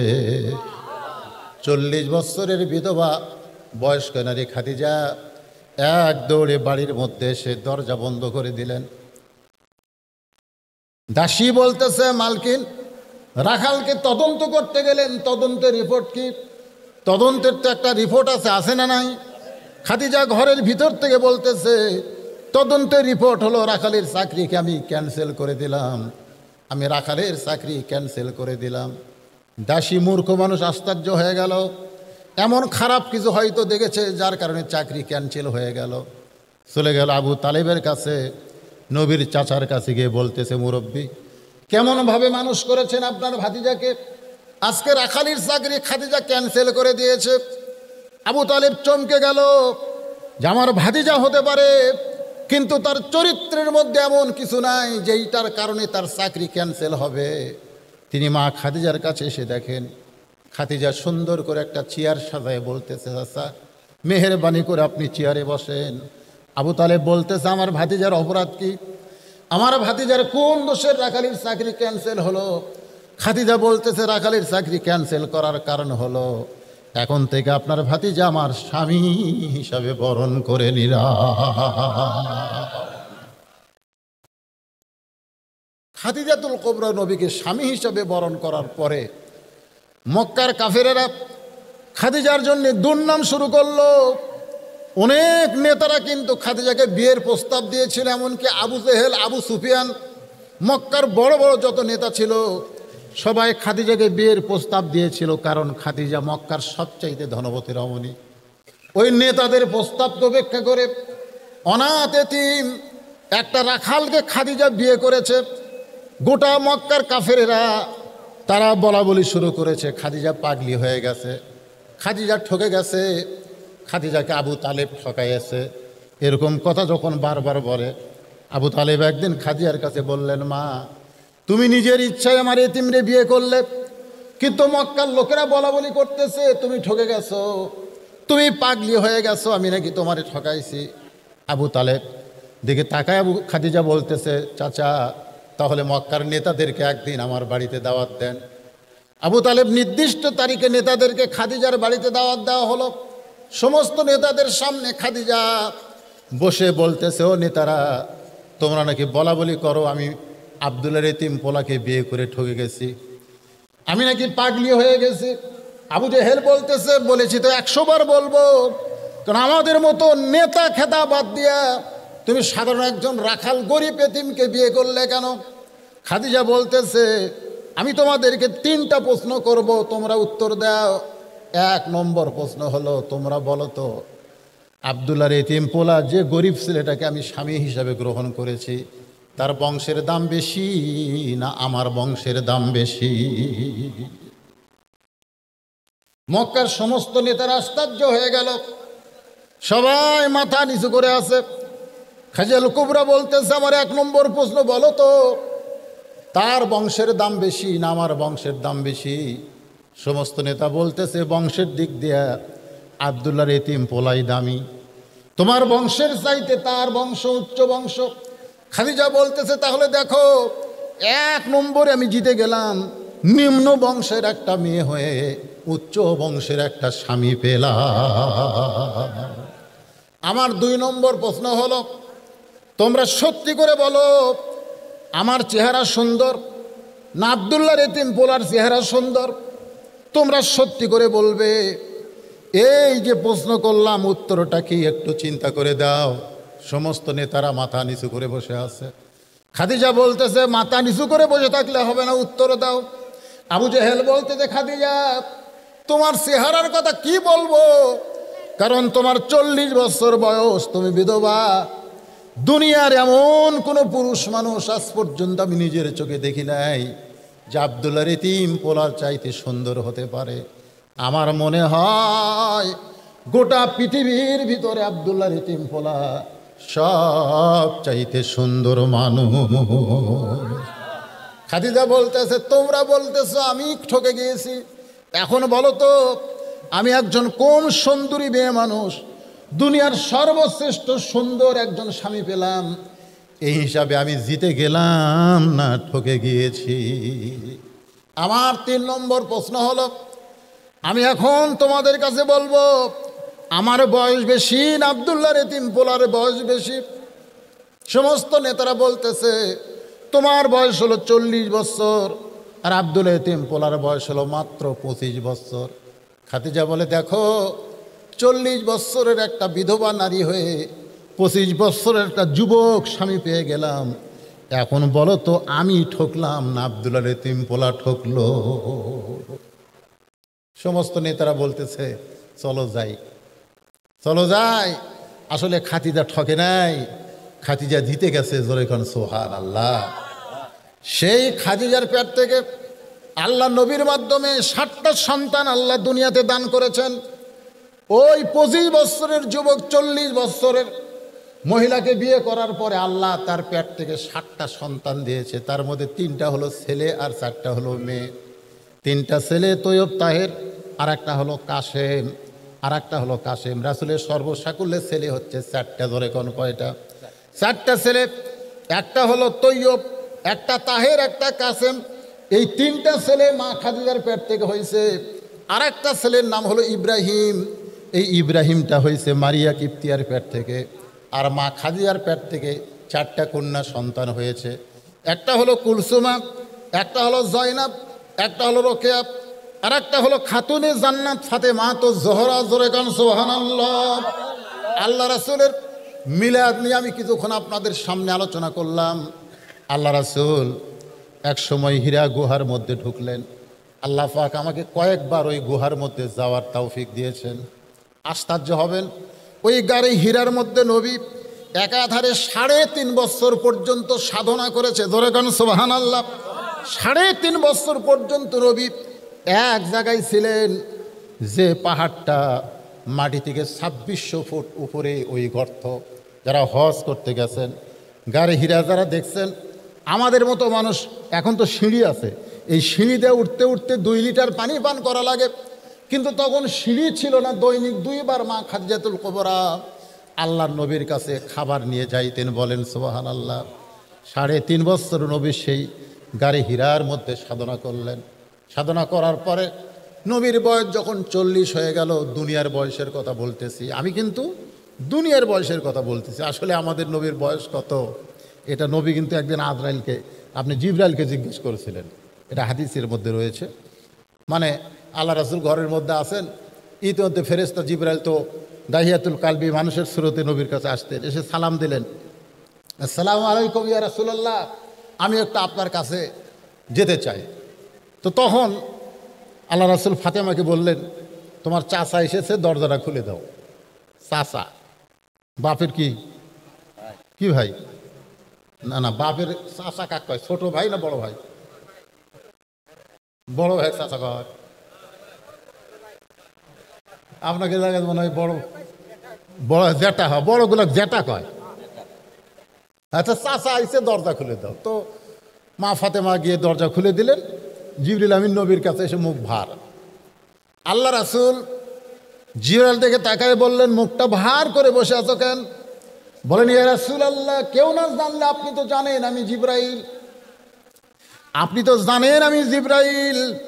বাবা আদম থেকে আপনি পর্যন্ত যত নবী দুনিয়াতে আইছে, আমি সকলের কাছে আল্লাহর কাছ থেকে ওহী নিয়ে নাজিল হয়েছি। সে আদম থেকে শুরু করে আপনি পর্যন্ত সব নবীর কাছে আমি আল্লাহর ওহী নিয়ে আসি।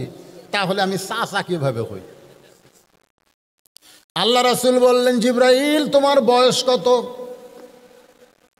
ফেরেশতা জিবরাইল বললেন, ইয়া রাসূলুল্লাহ, আল্লাহ আমাকে সৃষ্টি করেছেন, আমার বয়স আমি হিসাব করে বলতে পারবো না। তবে পূর্ব গগনে, পূর্ব আকাশে আমি একটা তারকা দেখতাম। একবার দেখার পর ৭০,০০০ বছর আর দেখতে পেতাম না। একবার সেই তারকা যদি দেখতাম ৭০,০০০ বছর আর সেই তারকা আমি দেখতে পেতাম না। আবার দেখতাম ৭০,০০০ বছর পর। এভাবে আমি ৭০ বার ওই তারকা দেখেছি।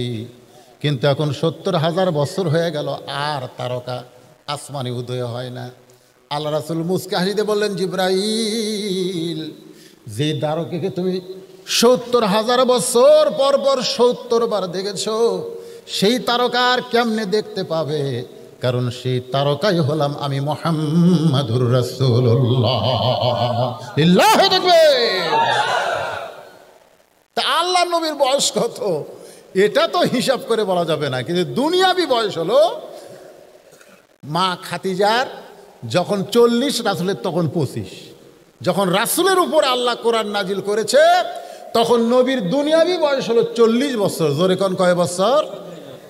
৪০ বছরে এই কোরআনের প্রথম যে আয়াত আপনাদের মাদ্রাসাকে সামনে নিয়ে এবং রবিউল আউয়াল মাসকে সামনে নিয়ে যে আয়াতে কারিমা তেলাওয়াত করেছি, সে আয়াতকে সামনে নিয়ে কথা বলতেছি। প্রথম যে শব্দটা রাসূলের উপরে আল্লাহ নাজিল করলেন, আপনারা কম বেশি সকলেই সেই শব্দটা জানেন। কি কোন জানেন না?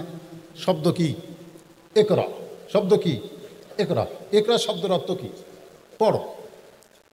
ইকরা শব্দের অর্থ হলো পড়ো। হ্যাঁ, মারাত্মক কথা। পড়ার কথা সর্বপ্রথম আল্লাহ নবীকে বললেন, পড়ো। আপনারা পড়েন? এখন হয়তো বলে, হুজুর আমরা তো পড়ি। আমরা কি পড়ি না? নবীকে যখন জিবরাইল বললেন ইকরা, রাসূল কিন্তু পড়েন নাই। ফেরেশতা জিবরাইল বললেন ইকরা, হুজুর আপনি পড়েন। নবী পড়েন না, চুপ করে আছেন। জিবরাইল বললেন, হুজুর আপনি পড়েন। আল্লাহ রাসূল পড়েন না। ফেরেশতা জিবরাইল বলতেছে, ইয়া রাসূলুল্লাহ, আমি আপনাকে ইকরা বলি, ইকরা দিয়ে শুরু করবেন, পড়েন না কেন? আল্লাহ রাসূল বললেন, জিবরাইল তুমি পড়তে বললি আমি পড়ব, তুমি পড়তে বললি আমি পড়ব। এমন ছাত্র আমি না, আগে জানতে হবে কি পড়ব, কি জন্যে পড়ব, পড়ার বিষয় কি, এটা আগে জানবো। জোরে কর সুবহানাল্লাহ। খালি পড়তে বললি ক খ গ ঘ, পড়তে বললি ABCD পড়ব? মুসলমানের সন্তান, আজকে আমরা যারা মুসলমান দাবি করি, প্রত্যেকটা মুসলমান নর নারীর উপরে আল্লাহর কোরআন শিক্ষা করা হলো ফরজ। জোরে কোন কথা ঠিক কিনা? এটা ফরজ। এটা কি ফরজ? অনেকে বলবেন, হুজুর 5 ওয়াক্ত নামাজ পড়াও ফরজ, জানাজার নামাজ পড়াও ফরজ। কি কন?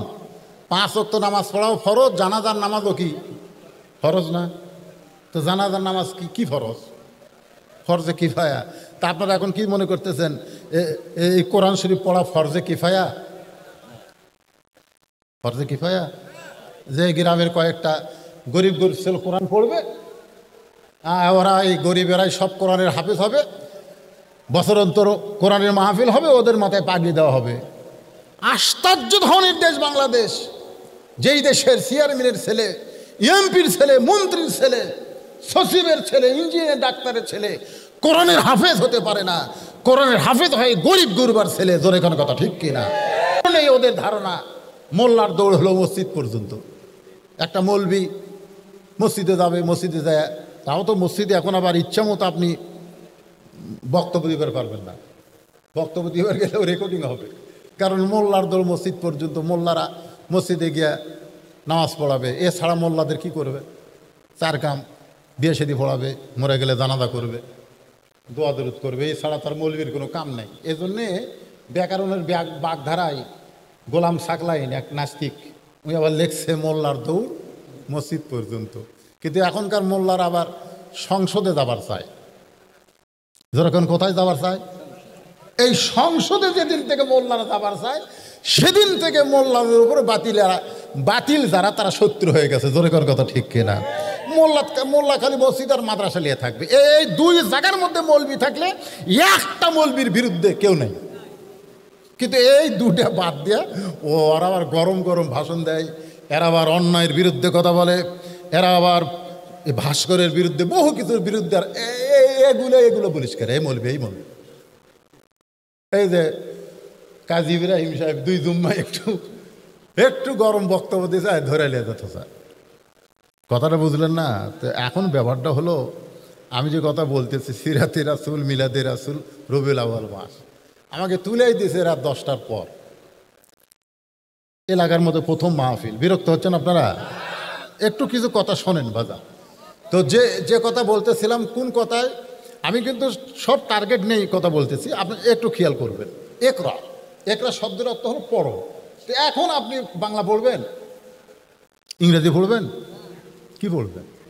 এখানে যে একরার কথা বলা হয়েছে, আল্লাহ নবী যখন বললেন জিবরাইল তুমি পড়তে বললি আমি পড়বো না, আগে জানতে হবে পড়ার ধরন কি। ফেরেশতা জিবরাইল বললেন বিইসমি রাব্বিকাল্লাযী খালাক, আপনি ওই আল্লাহর নামে পড়েন যে আল্লাহ পাক আপনাকে সৃষ্টি করেছে। আল্লাহ নবী বললেন আমার কোনো আপত্তি নেই, আমি কেবলমাত্র শুধুমাত্র আল্লাহর পড়াটাই পড়তে চাই। আমাদের বাংলাদেশে অনেকে বলে আমাদের নবী হলেন উম্মি নবী। উম্মি নবী, উম্মি মানে কি কয়? মূর্খ নবী। মূর্খ নবী? হ্যাঁ, অনেকে বলে, ওয়াজের রেকর্ডেও দেখবেন বক্তারা বলে নবী মূর্খ, অক্ষর জ্ঞানহীন। আরে পাগলা, নবী বলেছেন ইন্নী বুইস্তু মুআল্লিমান, নিশ্চয় আমি প্রেরিত হয়েছি শিক্ষক হিসাবে। জোরে কান সুবহানাল্লাহ। লিউতাম্মিমা মাকারিমাল আখলাক, আর আমার শিক্ষালয়ে যা ছাত্র হবে তারা চরিত্রের সার্টিফিকেটে গোল্ডেন এ প্লাস পাবে। মাদ্রাসার ছাত্ররা কোনোদিন জঙ্গি হয় না, মাদ্রাসার ছাত্ররা কোনোদিন নষ্ট হয় না, খারাপ হয় না, মাদ্রাসার ছাত্ররা কোনোদিন নিশাদ্রব্য নেয় না। জোরে বলেন কথা ঠিক কিনা? এক নম্বর হবে। রাসূল বলেছেন লিতাম্মিমা মাকারিমাল আখলাক, এদের চরিত্র দেখো। এরা কোনোদিন ছিনতাইকারী হয় না, এরা হিরোইন খায় না, এরা গাঁজা টানে না, এরা জঙ্গি না, এরা হলো সবচাইতে ভালো মানুষ। ধরেন ঠিক কিনা? হ্যাঁ। অথচ ওই যে বাতিলেরা কান গরম করে দিছে। এখন মাদ্রাসার উপরে নজর, হুজুরের উপরে নজর কেন? হ্যাঁ, আসেন। তাহলে কি বুঝতেছেন? যেই কোরআনের মাহফিল আইছেন, আমি বলতেছি মুমিনদের বৈশিষ্ট্য হলো কয়টা? 3টা। জোরে বলেন কয়টা? 1 নম্বর হলো ইজা যুকিরাল্লাহু ওয়াজিলাত কুলুবুহুম। 1 নম্বর বৈশিষ্ট্য হলো যখন তারা জিকির করবে, এই কোরআন শরীফ যখন যারা পড়বে, তখন তাদের অন্তরের মধ্যে কম্পন সৃষ্টি হবে। 2 নম্বর বৈশিষ্ট্য হলো ওয়াইজা তুলিয়াত আলাইহিম আয়াতুহু জাদাতুহুম ঈমানা, তাদের ঈমান বাড়বে না কমবে? নবী নিচে আসলেন, গাড়ি হিরাই নাই তো, আর 5টা আয়াত নাজিল হয়েছে। নবী নিচে আসলেন, এসে বললেন জাম্বিলুনি, খাদিজাকে বললেন আমাকে কম্বল দিয়ে ঢাকে দাও, আমাকে কম্বল দিয়ে ঢাকে দাও। মা খাদিজা তার উরাতকে বালিশ বানায় দিয়ে নবীকে শোয়া দিয়ে কম্বল দিয়ে ঢেকে বললেন আপনি এরকম থরথর করে কাঁপতেছেন কেন? আল্লাহ রাসূল বললেন খাদিজা, বিশাল একটা দায়িত্ব আল্লাহ আমাকে অর্পণ করেছেন, বিশাল একটা দায়িত্ব অর্পণ করেছেন। বিশাল দায়িত্বটা কি? শোনেন একটু মনোযোগ দিয়ে। রবিউল আউয়াল মাস, বিশাল দায়িত্ব কি? আমি কোরআন পড়বো, খতম দেব, প্রতি অক্ষরে 10টা করে নেকি পাবো, অসুবিধা তো নাই। আমি রমজান মাসে 3 খতম দেই। আমি প্রতিদিন সূরা ইয়াসিন পড়ি, সূরা মুলুক পড়ি, সূরা রহমান পড়ি, সূরা ওয়াকিয়া পড়ি, কোনো সমস্যা নাই। তাহলে রাসূল থরথর করে কাঁপেন কেন? কি জন্যে কাঁপেন? ওয়াইজা তুলিয়াত আলাইহিম আয়াতুহু যাদাতুহুম ঈমানান, তেলাওয়াত করলে ঈমান বেড়ে যাবে। কেমনে ঈমান বাড়বে এই বিষয়টা মুসলমান হিসাবে আমাদের জানার দরকার আছে না নাই? আছে না নাই? আগডম বাগডম ঘোড়াডম সাজে, ঢাক ঢোলক ঝাঁঝর বাজে, চলতে চলতে গেল ঢুলি, ঢুলি গেল কমলা ফুলি। এই মিথ্যা পড়ানোর পরে মাস গেলে 35,000 টাকা বেতন পায়। একতলা প্রাইমারি এখন 4 তলা হয়। 90% মুসলমানের দেশে একটা মুসলমান চেতে না, একটা মুসলমান চেতে না। কি আইরে আই টিয়ে নায়ে ভরা দিয়ে না নিয়ে গেল বোয়াল মাছে, তাই না দেখে ভোদর নাচে। ওরে ভোদর সরে যা, কি সব! আরে কেউ না হলেও তা আওয়ামী লীগ এই কবিতার বাদী হওয়া দরকার। এমন একটা খারাপ কবিতা, আইরে আই টিয়ে নায়ে ভরা দিয়ে না নিয়ে গেল বোয়াল মাছে। তো বোয়াল মাছ যদি নৌকালিয়া যায়, চেয়ারম্যান সাহেব কেমনে দাঁড়াবে? তোর এখন কথা ঠিক কিনা? এমন একটা মিথ্যা কবিতা পড়াচ্ছে, আগডম বাগডম। একদম বাগডম দুর্গা পূজার, জোরে কোন কথা ঠিক কিনা? একদম বাগডম। এইগুলো আমাদের ছোট ছোট মাসুম বাচ্চাদেরকে শিক্ষা দিচ্ছে, ওদেরকে মাস গেলে 35,000 টাকা বেতন দেয় এই সরকার।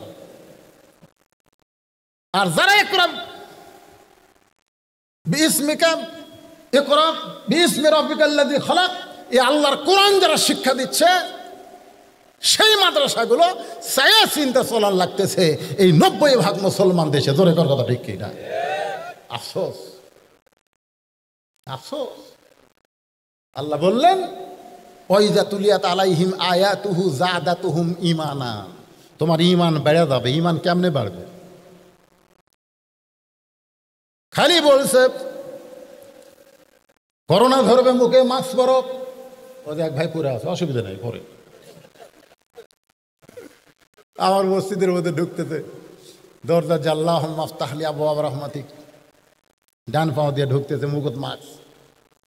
আমি বললাম ভাইজান আপনি কি কোরআন পড়েন? বলে হুজুর পড়ি তো।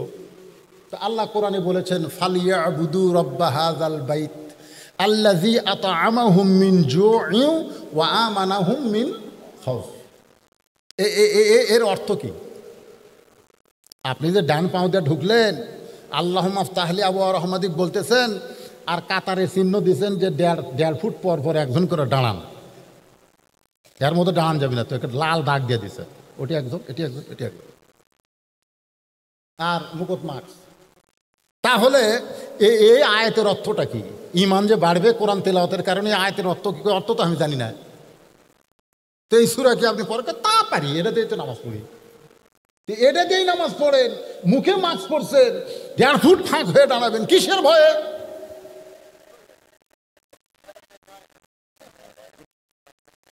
না না, আপনারা বলেন যে ঈমান যে বাড়বে, তো তাহলে কিসের ভয় আপনি 1.5 ফুট পর পর? তো বলতে তো হুজুর করোনার ভয়। তো করোনা কেমনে হয়? বলে কাতার যদি সাফাসাফি করে দাঁড়ায়, এক ভাইয়ের দেহ থেকে আর এক ভাইয়ের করোনা হবে।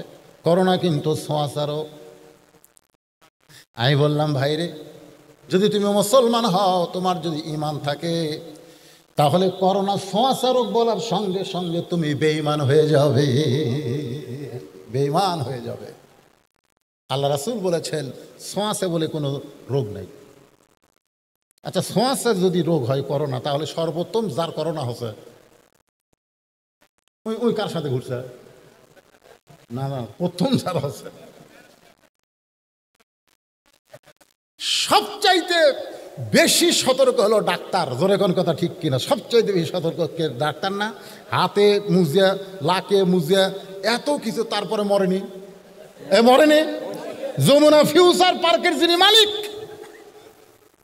তিনি করোনা যেদিন বাংলাদেশের নাম হয়েছে সেদিন থেকে কারোর সঙ্গে মিলামিশা করেনি, কথাবার্তা বলেনি, কোনো মানুষকে তার কাছে যাবার দেয়নি, অথচই করোনা হয়ে মরছে। অথচ বাংলাদেশের একটা ভ্যানওয়ালা কোনোদিন মুখে মাস্ক পরেনি, সারাদিন ঘুরিছে। একটা ফকির গোটা এলাকা ভিক্ষা করে খাচ্ছে, কোনোদিন করোনা ধরেনি। জোরে কোন কথা ঠিক কিনা? তো তাহলে কি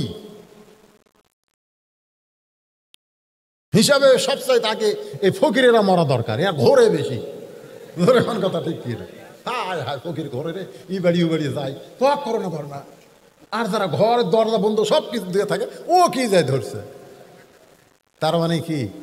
আল্লাযী পড়েন, আল্লাযী খালাকাল মাউতা ওয়াল হায়াতা লিয়াবলুয়াকুম আইয়ুকুম আহসানু আমালান ওয়া হুয়াল আজিজুল গফুর। মা খাদিজাতুল কুবরা বললেন, ইয়া রাসূলুল্লাহ, কত বড় বিশাল দায়িত্ব আল্লাহ আপনাকে দিলেন।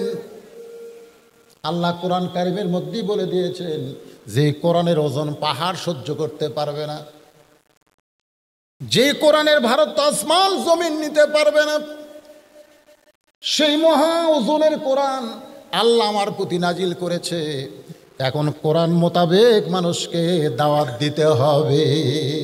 ওমান আহসানু কওলাম মিম্মান দাআ ইলাল্লাহ ওয়া আমিলা সালিহান ওয়া ক্বালা ইন্নানি মিনাল মুসলিমিন।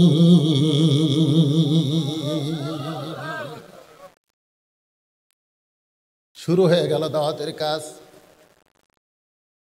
গভীর রাত্রে নবী আমার কলেমার দাওয়াত দেন। কলেমার দাওয়াতে মক্কার যত নেতা ছিল নেতাদের কাছে আগে নবী গেলেন, কিন্তু একটা নেতাও নবীর ডাকে সাড়া দিলেন না। কারণ নবী চিন্তা করলেন, নেতাগুলো যদি ভালো হয়ে যায় তাহলে সাধারণ মানুষগুলো এমনি ভালো হয়ে যাবে। জোরে কোন কথা ঠিক কিনা? চেয়ারম্যান সাহেব যদি নামাজ পড়ে, ইউনিয়ন পরিষদের চেয়ারম্যান যদি নামাজ পড়ে, তাহলে অধীনস্থ মেম্বরেরাও কিন্তু নামাজ, জোরে কোন মুসলমান হলে পড়বে কি পড়বে না? চেয়ারম্যান নামাজ পড়লে চৌকিদার নামাজ পড়বে। চেয়ারম্যান যদি ভালো হয়ে যায় তার অধীনস্থ যারা তারা সবাই ভালো হয়ে যাবে। এই যে নবী নেতাদের কাছে কলেমার দাওয়াত নিয়ে গেলেন, নেতারা কলেমার দাওয়াত গ্রহণ করলেন না। আজও গোটা পৃথিবীতে নেতৃস্থানীয় মানুষ যদি ভালো হয়ে যেত তাহলে গোটা বাংলাদেশ গোটা পৃথিবী ভালো হয়ে যেত। জোরে কোন কথা ঠিক কিনা? বাজান কলেমার দাওয়াত দিলেন 13 বছর। এই 13 বছর ধরে নবীর সিরাত থেকে একটু শোনেন মনোযোগ দিয়া, মাত্র 323 জন মুসলমান হলো 13 বছর ধরে। 323 জন মুসলমান হয়েছে, তার অর্ধেককে ওরা মারিয়া পিটাই শেষ করে দিছে। যে 323 জন মুসলমান হলো তাদের মধ্যে অনেককে তারা মারতে মারতে হত্যা করলো। তার মধ্যে একজনের নাম হলো ইয়াসার। শুধুমাত্র ঈমান রাখার কারণে খেজুর গাছের সঙ্গে বেঁধে তাকে হত্যা করা হলো। তার সামনে তার বিবি সুমায়াকে 2 উটের সঙ্গে 2টা পা বেঁধে লজ্জাস্থানে তীর নিক্ষেপ করে তাকে হত্যা করা হলো। তার সন্তান আম্মারকে মারতে মারতে মরে গেছে মনে করে ওরা যখন চলে গেল, নবী আম্মারের লাশের কাছে গিয়ে দেখে আম্মার মরে নাই, জবান থেকে বের হচ্ছে লা ইলাহা ইল্লাল্লাহু মুহাম্মাদুর রাসূলুল্লাহ। নবী আস্তে করে বসে আম্মারকে বুকের সঙ্গে জাপটে ধরলেন। আবু বকর আলীর সহায়তায় তাকে নিয়ে আসলেন। উম্মে সুমায়া ইয়াসারকে দাফন করে ইসলামের প্রথম শহীদ তাদেরকে ঘোষণা করে দিলেন। জোরে বলেন সুবহানাল্লাহ। এভাবে কলেমার দাওয়াত দিলেন 13 বছর। 13 বছরের মধ্যে 323 জন মুসলমান হলো। মুসলমান তো 323 জন হলো, এই সামান্য মুসলমানিত্বই তাদের সহ্য হলো না। তারা আল্লাহর নবীকে হত্যা করার পরিকল্পনা করল। আপনারা সকলেই জানেন, গভীর রাত্রে নবীর বাড়ি তারা ঘেরাও করলো। নবী ঘর থেকে বের হলেই তারা নবীকে হত্যা করবে।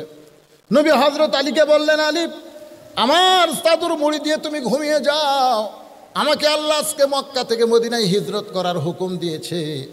এই দাওয়াতের মাধ্যমে আর ইসলাম চলবে না, এখন ইসলামকে মডিফাইড করতে হবে। ধরে কোন সুবহানাল্লাহ। আলী বলতেছে, ইয়া রাসূলুল্লাহ, সন্ধ্যা থেকে আমি দেখলাম কতগুলো মানুষ আমাদের বাড়ি ঘেরাও করে আছে, আল্লাহ আপনাকে যেদিন কেউ বাড়ি আপনার পাহারা দেয় নাই, সেই দিন হিজরতের হুকুম না করে আজকে এই কঠিন মুহূর্তে আপনাকে মক্কা ছেড়ে মদিনায় যাবার কয়, কেমন আল্লাহ আমি বুঝতে পারলাম না। আল্লাহ রাসূল বলে, আলী তুমি ছোট্ট মানুষ, বুঝবা না, বরং তুমি আমার বিছনায় চাদর মুড়ি দিয়ে ঘুমিয়ে যাও। নবী বের হয়ে দেখলেন মক্কার সমস্ত কাফিরেরা অস্ত্র শস্ত্র নিয়ে রেডি হয়ে আছে। আল্লাহ রাসূল বললেন, আল্লাহ ঈসা আলাইহিস সালামকে এরকম মুহূর্তে আপনি আসমান উঠায় নিয়ে চলে গেছেন, ঘরের ছাদ ফাঁকা করে ঈসা নবীকে আপনি আসমানে নিয়ে গেছেন, আর আমাকে আপনি কাফিরদের ভিতর থেকে মদিনায় যাওয়ার হুকুম দিলেন। আল্লাহ বলেন, হাবিব এক মুষ্টি ধুলে নেন, এক মুষ্টি বালি হাতে নেন, বালি হাতে নিয়ে শাহাদাতুল ওযু বলে আপনি বালি নিক্ষেপ করেন। বালি নিক্ষেপ করা হলো, ওই বালিটা সমস্ত কাফেরদের চোখের মধ্যে আল্লাহ ঢুকাইয়া দিল। ওরা হাতের অস্ত্র ফেলে দিয়া যখন চোখ এভাবে বুঝতেছে, নবী আমার আবু বকরের দরজায় গেলেন। আবু বকর রাদিয়াল্লাহু শুধুমাত্র একটা ঠোকা দেওয়ার সঙ্গে সঙ্গে দরজা খুলে গেল। নবী চমকে বলে, আবু বকর আমি এত রাত্রে তোমার ঘরের দরজায়, তুমি কি আগে থেকেই জানতে? আবু বকর বলে, হুজুর আপনি যদি নেতা হন তাহলে আমি হলাম আপনার দলের কর্মী। জোরে কোন সুবহানাল্লাহ। আল্লাহ রাসূল বলেন, আবু বকর তুমি কি জানো মক্কা থেকে মদিনায় হিজরতের হুকুম হয়েছে? আবু বকর বলেন, হুজুর চলেন যাই। আল্লাহ রাসূল আবু বকরকে বললেন, আবু বকর তোমার ঈমান দেখে আমি আশ্চর্য হয়ে গেলাম। তোমার ঘরে তোমার বিবি আছে, তোমার ঘরে তোমার বাচ্চা আছে, তোমার ছেলে মেয়ে বিবিকে তুমি বাদ দিয়া বলার সঙ্গে সঙ্গে আমার সঙ্গে তুমি মদিনায় যাবে। আবু বকর বলে, ইয়া রাসূলুল্লাহ ওয়া ইযা তুলিয়াত আলাইহিম আয়াতুহু জাদাতুহুম ঈমানা। জোরে কর না সুবহানাল্লাহ। আপনার মুখের কোরআন শরীফ শোনার সঙ্গে সঙ্গে আল্লাহ তাআলা আমার ঈমান কেমন ভাবে বাড়ায় দিছে। এই মুহূর্তে যদি আপনি আমার বুকের কলিজাটা বের করে দেখেন, গোটা কলিজা শুদ্ধ দেখতে পাবেন। লা ইলাহা ইল্লাল্লাহ মুহাম্মদ রাসূলুল্লাহ ছাড়া আর অন্য কারো জায়গা নাই। আবু বকরকে নিয়ে নবী মদিনায় চলে গেলেন। গারে সুরের কথা আছে, আমি এত লম্বা করে বলতে পারবো না, শুধু আয়াতের তাফসিরকে বুঝাইতে গিয়ে আপনাদেরকে বলতেছি। বেজান গো সময় তখন ধরেন দুপুর 12টা, কি হয় রে দুপুর 1টা হবে, এমন সময় নবী উটের পিঠে করে আবু বকরকে নিয়ে মদিনায়। তাকায় দেখে রাস্তায় বাচ্চারা দাঁড়িয়ে আছে, বাচ্চারা অনেক বাচ্চারা রাস্তায় দাঁড়িয়ে আছে। আল্লাহ রাসূল বাচ্চাদের দিকে তাকায়া যেই মাত্র তাকাইছে, ইবনে ইসহাক বলতেছে সমস্ত বাচ্চারা দুইখানা হাত নবীর দিকে এইভাবে বাড়ায় দিছে। জোরে কোন সুবহানাল্লাহ। আবু বকর বলে, হুজুর এই বাচ্চারা 2 হাত বাড়ায় আপনার কাছে কিছু চায়, এখন বলেন তো আমাদের দিবার মতন কিছু আছে নাকি? আল্লাহ রাসূল বলে, আবু বকর আমাদের কাছে দিবার কিছুই নাই, ছোটদেরকে স্নেহ করতে হবে, বড়দের শ্রদ্ধা করা লাগবে। এখন এই বাচ্চাদেরকে আমি কি দিব? আমার কাছে দেওয়ার মতন তো কিছুই নাই। রাসূল বললেন, ও মদিনার বাচ্চারা, জন্মের আগে আমি আমার বাবা হারাইছি, 6 বছর বয়স আমি মা হারাইছি। আজকে মক্কার লোকের অত্যাচারে সেই মক্কা ছেড়ে মদিনায় চলে এসেছি বাবা, এই মুহূর্তে তোমাদেরকে আমি কিছুই দিবার পারবো না।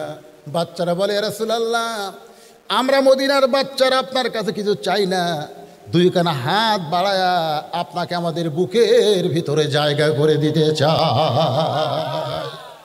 আল্লাহ রাসূল উটের পিঠ থেকে নামলেন, মদিনার বাচ্চাদের মাথায় হাত দিয়ে দোয়া করলেন।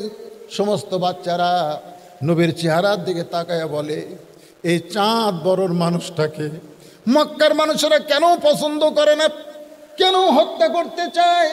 সমস্ত বাচ্চারা নবীকে ঘিরে ধরে। নবী বলতেছে, বাবা আর কতক্ষণ এখানে থাকবো? বাচ্চারা বলে, হুজুর কষ্ট নেবেন না, শুধু একটা ওয়াদা আমাদেরকে দিবেন, ওয়াদা দেওয়ার পরে আপনি উটের পিঠে চড়বেন, যেখানে আপনার উট থামবে আপনি সেখানে গিয়ে নামবেন। জোরে কোন সুবহানাল্লাহ। আল্লাহ রাসূল চমকে গিয়ে বললেন, বাবাজিরা তোমরা কি ওয়াদা চাও, কি ওয়াদা চাও? বাচ্চারা বলে, হুজুর আমাদের মাথায় হাত দিয়ে বলতে হবে আপনি আর কোনোদিন মদিনা ছাড়বেন না। শুধু এই ওয়াদাটা আমাদের মাথায় হাত দিয়ে আপনি দিবেন। আল্লাহ রাসূল আবু বকরের দিকে তাকায়, আবু বকর বলে, হুজুর কে বলে আপনার দয়ার মানুষ নাই? তাকায় দেখেন এই বাচ্চারা আপনাকে কত ভালোবাসে, আপনাকে থাকার ওয়াদা চাচ্ছে। আল্লাহ রাসূল সমস্ত বাচ্চাদের মাথায় হাত দিলেন, ওয়াদা করলেন, বাবা আমি আর তোমাদেরকে ছেড়ে কোনোদিন যাব না। নবী যখন মৃত্যুর বিছানায়, এমন সময় ফেরেশতা জিবরাইল এসে নবীকে সালাম দেয়, আসসালামু আলাইকা ইয়া রাসূলুল্লাহ। আল্লাহ নবী বলে, জিবরাইল কি খবর? বলে, হুজুর ওই যে তাকায় দেখেন আজরাইল দাঁড়িয়ে আছে, কিছুক্ষণ পর আজরাইল এসে আপনার জানটা কবজ করবে। আল্লাহ রাসূল জিবরাইলের সালাম নিলেন। জিবরাইল বিদায়ের পরে আজরাইল এসে নবীকে সালাম দিয়ে বলে, ইয়া রাসূলুল্লাহ মনে কষ্ট নেবেন না, আল্লাহ আমাকে হুকুম করেছে, হুজুর আল্লাহ আমাকে হুকুম করেছে আপনার দেহ থেকে প্রাণ পাখিটা কবজ করে আল্লাহর আরশে পৌঁছে দিব। আল্লাহ ডান পাশে লা ইলাহা ইল্লাল্লাহ আর আরশের বাম পাশে মুহাম্মদ রাসূলুল্লাহকে সেট করে দিবে। লিল্লাহু তাকবীর। আজকে বাংলাদেশের অনেক মসজিদে আমরা দেখি এক পাশে লা ইলাহা ইল্লাল্লাহ আছে না নাই? যেখানে আছে না নাই, আর এক পাশে কি মুহাম্মাদুর রাসূলুল্লাহ। অনেক অনেক লোক বলে যে একই লাইনে আল্লাহ এবং রাসূলের নাম রাখা যাবে না। এখন কিছু ফেতনাবাজ বার আছে, এখন কিছু ফেতনাবাজ কিন্তু আপনাদের মধ্যেও হয়তো এরকম বলবে যে আল্লাহর সাথে রাসূলের নাম রাখা যাবে না। দেখেন যে রাসূলের মাধ্যমে আমরা আল্লাহকে পেয়েছি, এখন অনেকে কিন্তু সেই রাসূলকে ছোট বানায় দেয়, আছে না নাই? আল্লাহ বলেছেন ওয়ারাফানা লাকা যিকরাক। ওয়ারাফা মানে কি? ওয়ারাফা মানে কি? সবার উপরে আপনাকে আমি আসন দিয়েছি, জোরে কারণ সুবহানাল্লাহ। সবার উপরে ওয়ারাফানা লাকা যিকরাক। তারপরে আল্লাহর রাসূলের চরিত্র সম্পর্কে আল্লাহ কি বললেন? কি বললেন? ওয়া ইন্নাকা লাআলা খুলুকিন আযীম। আল্লাহর একটা আজিম নামটা নবীর চরিত্রের সঙ্গে যোগ করে দিলেন, জোরে কারণ সুবহানাল্লাহ। ফেরেশতা আজরাইল বললেন, ইয়া রাসূলুল্লাহ আপনার জানটা কবজ করে ওই আল্লাহর আরশে নিয়ে যাব হুজুর, আপনি যদি হুকুম দেন। নবী ছোট বাচ্চার মতন কান্না শুরু করে দিলেন। নবীর কান্না দেখে আজরাইল বলে, ইয়া রাসূলুল্লাহ কান্দেন কেন? নবী বলতেছে, আজরাইল মদিনার বাচ্চাদের মাথায় হাত দেওয়া আদা করেছি, আমি কোনোদিন মদিনা ছাড়ব না। আজকে আমার দেহ থেকে রুহুটা নিয়ে যদি আরশে যাও, তাহলে মদিনার বাচ্চাদের মাথায় হাত দেওয়া আদা করলাম, ওয়াদা খেলাফ হয়ে যাবে। আজরাইল বলে, আল্লাহ তাহলে কি করব? আল্লাহ বলতেছে, ও আজরাইল তুমি জানো না আমি আল্লাহর চাইতেও নবী তার উম্মতকে বেশি ভালোবাসে। উম্মতের দরদে নবী দুনিয়া ছেড়ে যখন আসবে না, তাহলে শোনো, প্রত্যেকটা মুমিন বান্দার রুহুকে কবজ করে আমি ইল্লিন নামক জান্নাতের বাগানে জায়গা করে দেই। আর যারা কাফের বেঈমান তাদের জীবনটা কবজ করে সিজ্জিন নামক জাহান্নামের অতল তলদেশে ফেলে দেই। কিন্তু আমার নবী রুহুটা কবজ করে নবীকে যখন রওজা মুবারকে দাফন করা হবে, ওই দাফন করার সাথে সাথে আবার দেহের মধ্যে রুহুটা ঢুকায়া দাও। লিল্লাহু তাকবীর। এই জন্যে আমাদের নবী হলো জিন্দা নবী, আমাদের নবী হলেন হায়াতুন নবী। যদি আমরা দরুদ পড়ি, আপনাদের এই ধর্ম দাসগাতি সঙ্গে সঙ্গে একদল ফেরেশতা এই দরুদগুলো নবী রওজা মুবারকে জমা দিয়া দেয়। সুবহানাল্লাহ বলেন না কেন? হ্যাঁ, নবীর রওজায় জমা দিয়ে দেয়। আপনাদের কি মনে হয় মরা নবী না জেতা নবী? এই রবিউল আউয়াল মাসে কি চিন্তা করতেছেন? আসেন আয়াতের মুমিনদের 3 নম্বর বৈশিষ্ট্য হলো ওয়া আলা রাব্বিহিম ইয়াতাওয়াক্কালুন। এই এদিকে ছেলেবেলে চিল্লাই কেন? 1 নম্বর বৈশিষ্ট্য হলো ইজা যুকিরাল্লাহ ওয়াজিলাত কুলুবুহুম। মনে আছে না ভুলে গেছেন? 2 নম্বর বৈশিষ্ট্য হলো ওয়াইদা তুলিয়াত আলাইহিম আয়াতুহু জাদাতুহুম ঈমানান, ঈমান বাড়ান। আর 3 নম্বর বৈশিষ্ট্য হলো ওয়া আলা রাব্বিহিম ইয়াতাওয়াক্কালুন। ইয়াতাওয়াক্কালুন খুব খেয়াল করবেন। এখন প্রতিদিন বলে চলো মসজিদে যাই, মনে আছে না ভুলে গেছেন? চেয়ারম্যান থাকতে শুরু করছিল, চেয়ারম্যান তো চলে গেছে। তো তুই নামাজ পড়েও তো আমি না পড়েও তাই, নামাজ পড়েও যায়, না পড়েও তাই।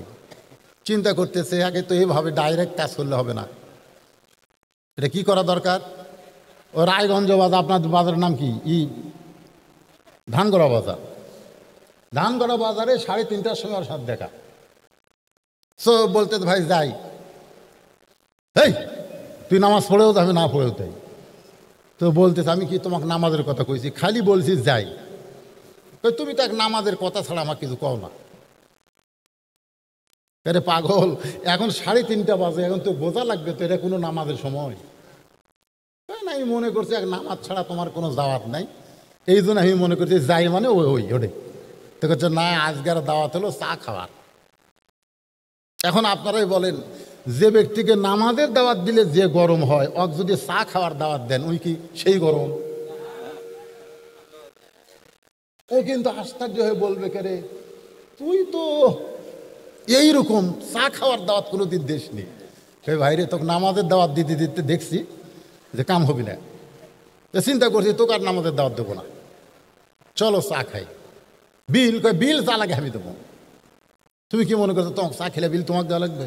কারণ চা খাওয়ার যায় দোকানে বলতে ভাই কি কি ভালো আছে, বলে দেখেন কি খাবেন, পেঁয়াজি দাও, জিলাপি দাও, নিমকি দাও, যা আছে দাও।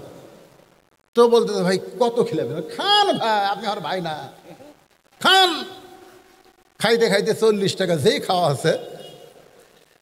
ধানগড়া মসজিদে আসরের আজান দিছে, 40 টাকা খাওয়া হতে আসরের আজান। এখন বলতেছে ভাইরে আল্লাহ ডাকতেছে, আমাকে যাওয়া লাগবে। আমি নিয়ত করছিলাম তোমাকে 50 টাকা খিলাবো, নিয়ত করছিলাম কয়টায় খিলাবো?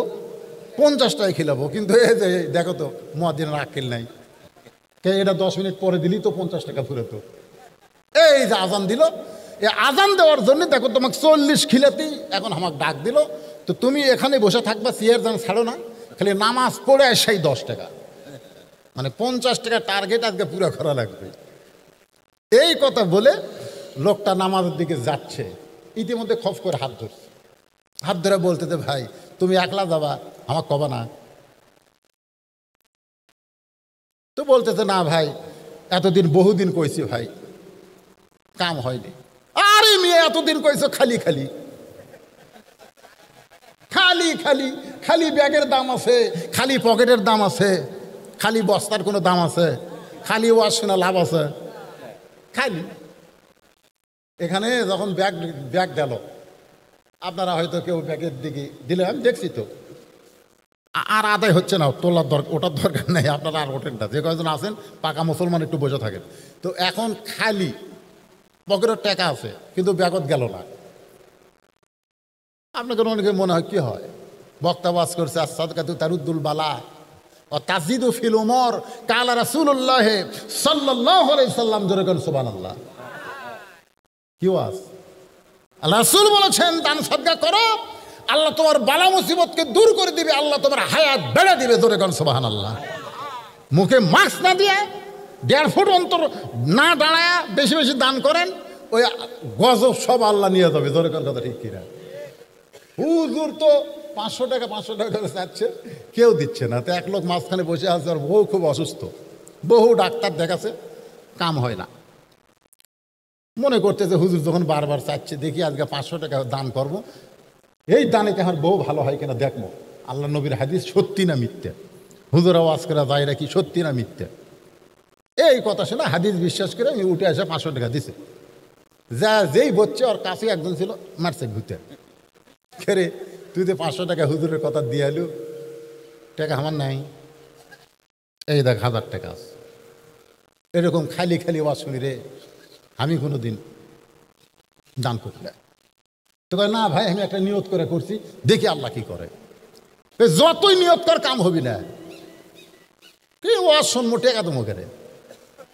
একই পাড়ার দুইজন, একজন উত্তর পাড়ার, একজন দক্ষিণ পাড়ার। উত্তর পাড়ার যাই 500 টাকা দান করছে, ওর বইয়ের প্যারালাইসিস, 2 বছর ডাক্তার দেখায় ভালো হয় না। ওই যে দরজা না ডাক দেয়, জানলার ডাকতেছে রহিমা, রহিমা মানে ওর মেয়ের নাম, ধরে কোন রহিমা কান না, না মেয়ের নাম। যে ডাকছে রহিমা, সঙ্গে সঙ্গে বউ বলতেছে মেয়েটা ভালো, দুনিয়ার কোনো সার্টিফিকেট লাগবে না, স্বামীর সার্টিফিকেটই আল্লাহ বউটাকে জান্নাত দিয়ে দিল। তো মনে করতেছে ঘষায় ঘষায় দরজা খুলবে, দেখে না হেঁটে হেঁটে এসে দরজা খুলে দিছে। আমি কই আলহামদুলিল্লাহ। খেরে ন্যাংরা তুই হাঁটিস কেমনে? তো বলতেছে যে কি যে হলো, আজকে রাত্রে স্বপ্ন দেখতেছি, তুমি তো ওয়াজ করবে গেছে, আমি স্বপ্নে হাঁটতেছি, স্বপ্নে হঠাৎ আমার ঘুম ভেঙে গেল। তখন আল্লাহ বললাম, আল্লাহ তুমি আমার পাও কেড়া লিয়ে স্বপ্নে আবার আমার হাঁটাও। তাই আস্তে আস্তে পায়ের দিকে দেখি পায়ের মধ্যে শক্তি, তা আমি আস্তে করে এক পা নামালাম, দেখি না এই পাও শক্তি, দুই পাও হেঁটে হেঁটে কলে টিউবওয়েলে গেলাম, উজু করে তাহাজ্জুদের নামাজ পড়তেছি, আর তুমি এমন সময় রহিমাকে ডাকতেছ। তো নামাজের খবর কি?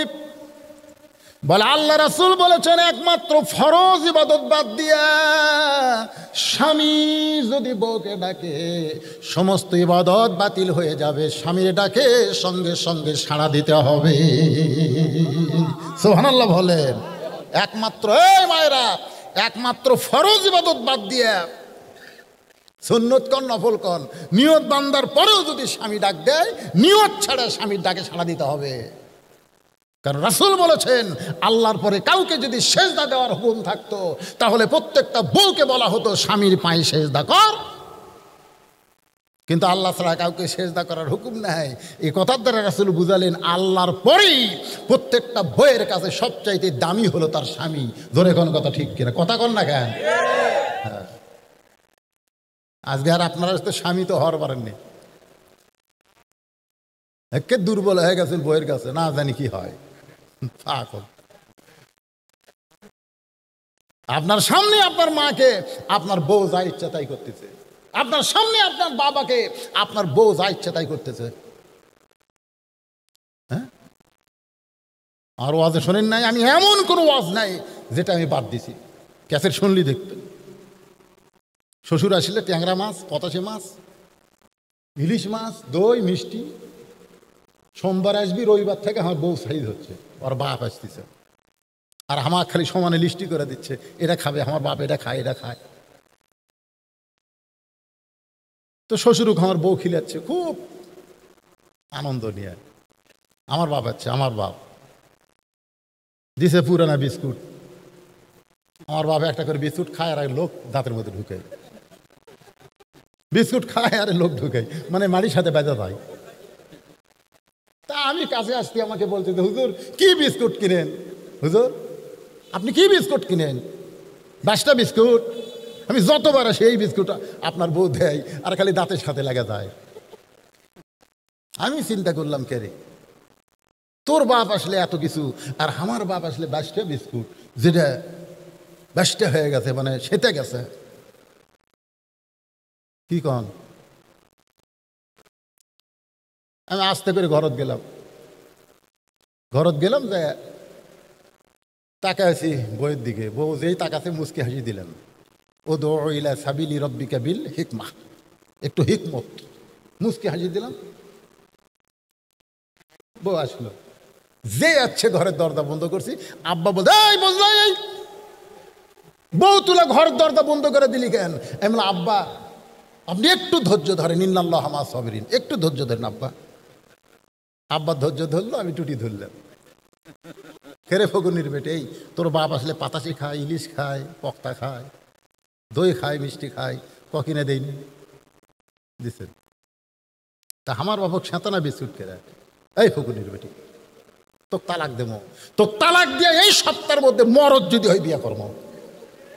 এখনই এখনই এখনই বহু মেয়ে মানুষ আমাকে কয়, হুজুর আপনার ওয়াজ শোনা হাত ভালো লাগে, বিয়ে করবেন? কেন আমার বইয়ের অভাব আছে নাকি রে? কিন্তু আমার বাপ মায়ের বড় অভাব রে। এই বাপ মরলে, এই মা মরলে আমি আর কিয়ামত পর্যন্ত খুঁজে পাবো না। আর আমার সেই বাবক তুই সেতানা বিস্কুট দেশ, আর তোর বাপের জন্য এত কিছু। টুটি ধরে ওই কান্দা কয় আল্লাহ রাস্তা আমাকে ছাড়া দেন, আজ থেকে আমার বাবু যা আপনি বাবু তাই আমার বাবু যা, আমি ছাড়া দিলাম। আমার আব্বা এরপরে 2-4 বছর পয়সা ছিল। আব্বা কাছে, বাবা ঘরের দরজা বন্ধ করে তুই যে কি ওয়াজ করছিস বাবা, তোর বউ তারপর থেকে ফেরেশতা হয়ে গেছে রে। আমার মায়েরা, বোনের একটু মনোযোগ দিয়ে শোনেন। নিজের বাবাকে যেমন আপনি ভালোবাসেন, আপনার শ্বশুরকেও তেমন ভালোবাসবেন। আপনি কি দেখেন না আপনার স্বামী আপনার বাবাকে কেমন ভালোবাসে? শ্বশুর আসলে দেখবেন প্রত্যেকটা জামাই গোস্ত কিনতে যায়, যায় কি যায় না? কতক্ষণ যায় কি যায় না?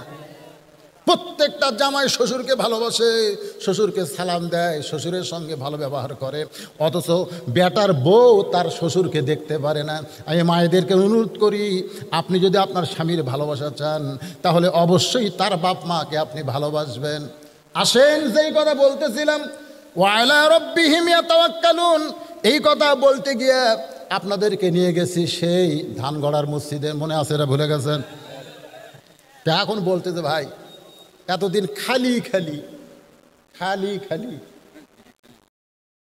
আজকে 40 টাকা খরচ করছিস, তুই একলা যাবি মানে? আমি সেখান থেকে বলতেছি খালি খালি ওয়াজ শুনে।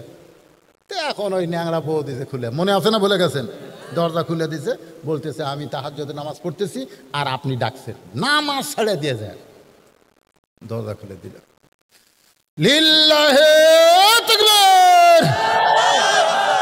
স্বামী তকবীর দিছে, বউ কই কে সে তকবীর? 500 টাকা দিছি রে। ওই যে 500 টাকা চাইছিল। as-সাদাকাতু তারুদ্দুল বালা। নবীর হাদিস সত্য, এই জন্য তকবীর আমি একলাই দিলাম। এই 500 টাকা দান করার কারণে এই রে তোর পাও ভালো হয়ে গেছে। ওই এখন 1000 টাকা দেখাচ্ছে হয়ে গেছে। ওর বাড়ির দরজা ডাকতেছে, শেফালি, বইয়ের নাম শেফালি। বউ বলতে তোর মাওক ডাক দাও, তোর মাওক ডাক দাও। চুম করছে কে রে? আমি ডাকি, বউ কয় মাওক ডাক দাও। আমি পারবো না, মাওক কান দেয় তাই কয়। তুই মাওক ডাক দিয়েছে, মা দরজা খোল। মা দরজা খোলা, এই শয়তান, খালি খালি ওয়াজ শুনিস, খালি খালি ওয়াজ শুনিস। মা গো দেখ, তুই কোন আমল করিস? এই তুই আমল করিস? তুই ওয়াজ শুনে এসে ঘুমাইস পারিস, ফজরে আজান দেয় তুই উঠিস না। তুই যে ওয়াজ শুনবার গেছিস খালি খালি, তোর বউ দুপুরবেলা তোর প্যান্ট শার্ট পরিষ্কার করে ওই টাইসালা গোসলখানা সাবানের ফ্যানটা আছে পরিষ্কার করেনি, পেশাব করবার যায় এমন পড়া পড়িছে। ও বাবারে মারে কই চিল্লে উঠছে। আমরা গেছিলাম, আমরা বাপ, তোর বাপ আমি যায় ঠিক করে কোনো মতো শুয়ে যাচ্ছি, তুই যা। ও এখন বইয়ের কাছে এসে বলে খবর কি? এখন আর উঠতে পারি না। কি হয়েছে? বলে এমন ভাবে পড়ে গেছি, আমার মনে হয় মাজার রক চমকিছে। পরদিনে অ্যাম্বুলেন্স করে বগুড়া শহীদ জিয়া মেডিকেল কলেজে নিয়ে আসছে। ডাক্তার বলতেছে এটা বগুড়া হবে না, এটা ঢাকা পঙ্গু হাসপাতাল নিয়ে যাওয়া লাগবে, কারণ রক এমন জায়গা ছিটছে আমরা এটা ঠিক করে দিতে পারবো না। কয় টাকা বাঁচাছে? কয় টাকা বাঁচাছে? 1000 টাকা দেখাচ্ছে, দেখ আমার নেই। বউ এখন ঢাকা পঙ্গু হাসপাতালে 12,000 টাকা দিয়ে অ্যাম্বুলেন্স ভাড়া করছে। ওইখানে 1 মাস থাকছে, কয়েক লাখ টাকা জমি ধান যা ছিল। এই মাইকের সাউন্ড হঠাৎ এরকম হলো কেন? সব বিক্রি করে দিয়ে ডাক্তার কইছে 1-8 বছর বউ টিউবওয়েল পাড়ে যাওয়া পারবে না, তুমি পানি ভরে তোমার বউ গোসল করে দিবে। খালি খালি খালি ওয়াজ শোনা। এই হাফেজি মাদ্রাসায় ওয়াজ শুনবার আসলে খালি ওয়াজ শুনে যাবেন মাদ্রাসা। দুর্বল হয়ে গেলে নানা রকম বিপদ আপনাদের মাথায় আল্লাহ দিতে পারে। এজন্য আপনাদের মধ্যে এমন কোন ব্যক্তি আছে যে খালি ওয়াজ শুনবে না? সবাই কম বেশি এই মাদ্রাসায় নগদ হোক বাকি হোক দান করবেন। এরকম কোন আল্লাহর বান্দা আছেন? আছেন? টাকা পকেটত আছে না বাড়ি থুয়ে যাচ্ছেন? এবারে আপনারা লগত না খালি বাকি বাকি নেবেন না, বাকি চলো দেখি। খালি ওয়াজ শুনবেন না। সর্বোত্তম কোন আল্লাহর বান্দা বাপ মা মারা গেছে, বাপ মার জান্নাতের জন্য 1000 টাকা দান করবেন? লিখে দেন, এখানে কাগজ কলম আছে, লিখে দেন, দেন। শোনেন, ডাক্তারের কাছে কিন্তু বহু টাকা যাবে। এই সময় কেউ যদি ওঠে ওয়াজাটা ওটা চলবি না, দান করে। হ্যাঁ, দান করার জন্য আসো, আল্লাহ সব দেখতেছে। মোহাম্মদ হাফিজুর কত? 1000 টাকা নগদ দিয়ে দিছে। মাশাআল্লাহ। আল্লাহ, আমি চাইছিলাম বাকি হোক, নগদ হোক, কিন্তু তোমার হাফিজুর বান্দা খালি খালি ওয়াজ শোনে না। আল্লাহ 1000 টাকা দান। ছেলে ভাই, এই সময় কেউ মাহফিল থেকে উঠবে না। মাহফিলের উঠলে মাদ্রাসার ক্ষতি হবে। মাদ্রাসার ক্ষতি হবে মানে তোমার ইমান আমলের ক্ষতি হয়ে যাবে। এখন উঠো না, কেবলমাত্র যারা দান করবেন তারা উঠবেন, না হয় ওখান থেকে হাত দেখাবেন, হুজুর আমি 1000 টাকা দিব, এখানে আপনার নাম লেখা হবে। হাফিজুরে 1000 টাকা দান করেছে। এর হাফিজুরের বাপ মা বাঁচে আছে না মারা গেছে? বাবা বেঁচে আছে। আল্লাহ হায়াত দারাজ করেন, আল্লাহ সুখের শান্তিতে রাখেন। 1000 টাকা দেওয়ার কারণে আপনি বলেছেন, ওমা তুনফিকু মিন শাইইন ফি সাবিলিল্লাহি ইউওয়াফা ইলাইকুম ওয়া আনতুম লা তুজলামুন।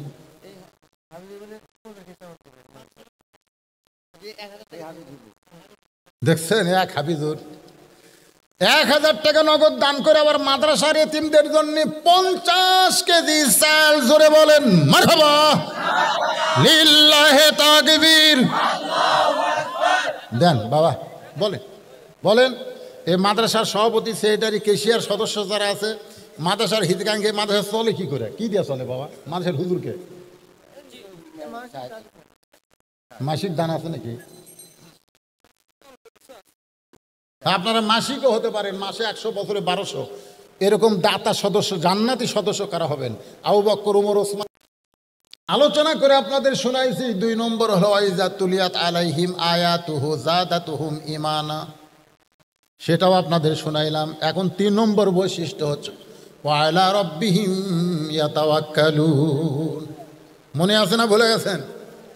মনোযোগ দিয়ে শোনেন। এখন বলতে যে ভাই প্রতিদিন খালি খালি, আজকে আমার পিছনে 40 টাকা খরচ করেছো, আজকে তুমি না বললেও আমার একটা সৌজন্য আছে, বোধ, সৌজন্য বোধ, এর নাম কি? তুমি না বললেও আজকে আমি যাবো ভাই। লোকটা মনে মনে কয়, আল্লাহ এতদিন খালি খালি দাওয়াত দিছিলাম, কাম হয়নি, আজকে 40 টাকা খরচ করছি, কাম হওয়ার পথে। সুবহানাল্লাহ কর না কেন? তো এখন রায় ধানগড়া মসজিদের কাছে নিয়ে যাচ্ছে আর বলতেছে, ভাই রে এতদিন তোমার খালি নামাজের কথা বলছি, তাই তুমি যে রাগ হছো, তো আজকে তোমাকে আর একটা কথা বলে। আজ আবার কি? আর কি? আরে যা কবা তাই শুনবো। বলতেছে ভাই ওযু করা লাগবে। আচ্ছা আপনারা বলেন তো, এতদিন কি ওযুর কথা কছে? কিসের কথা কছে? নামাজের কথা। নামাজ পড়বার গেলে ওযু আছে না নাই?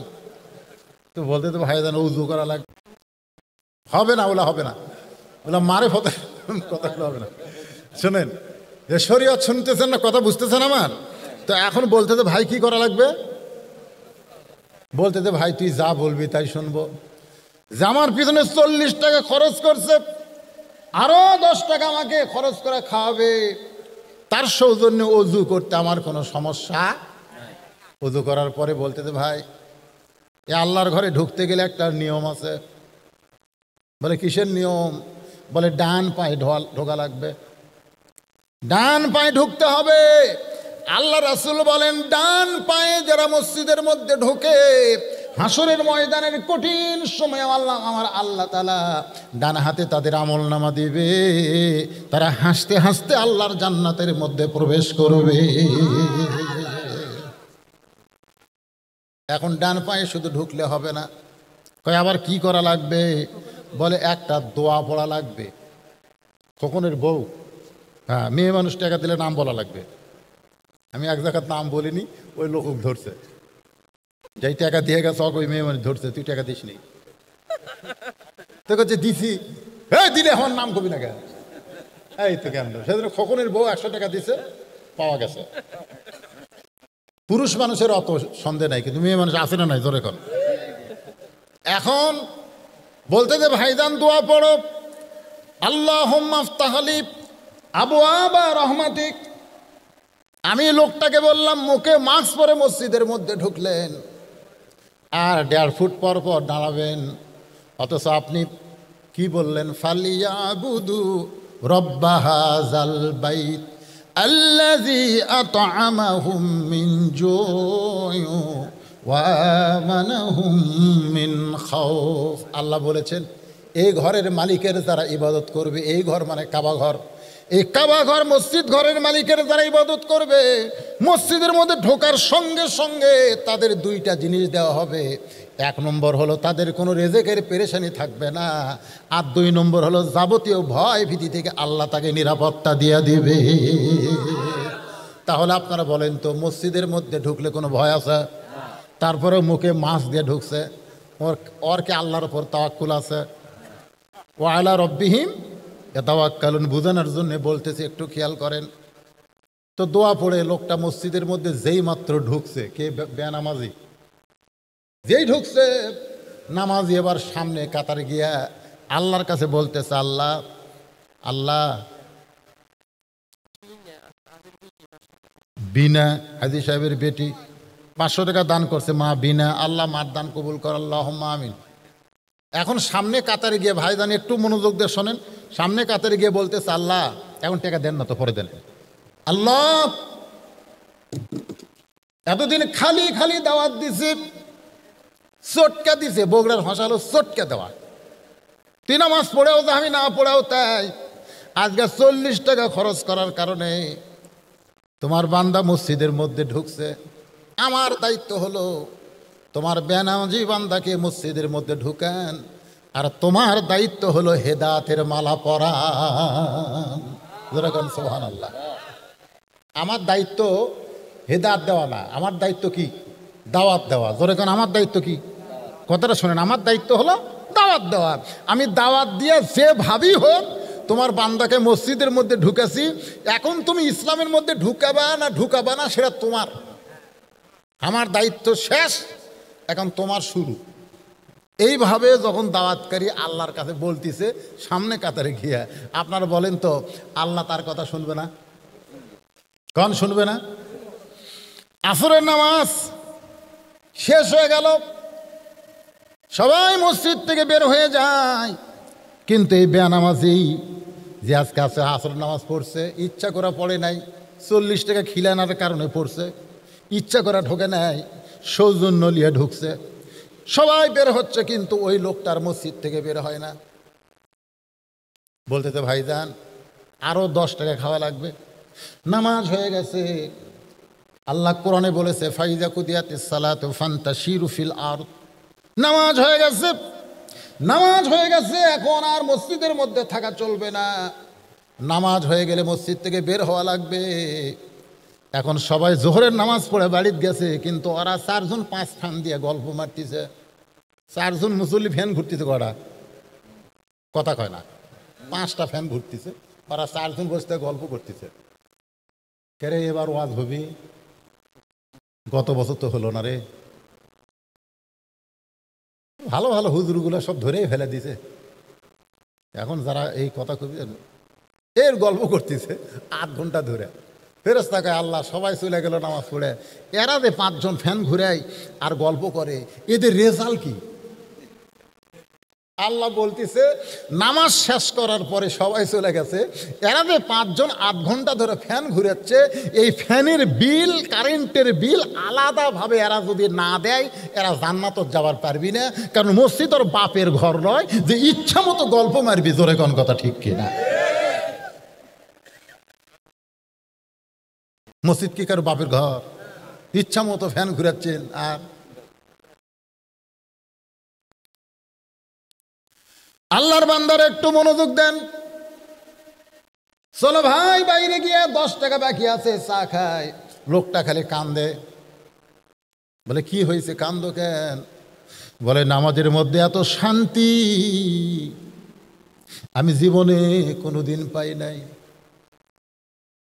নামাজের ভিতরে এত শান্তি কেমনে হয়?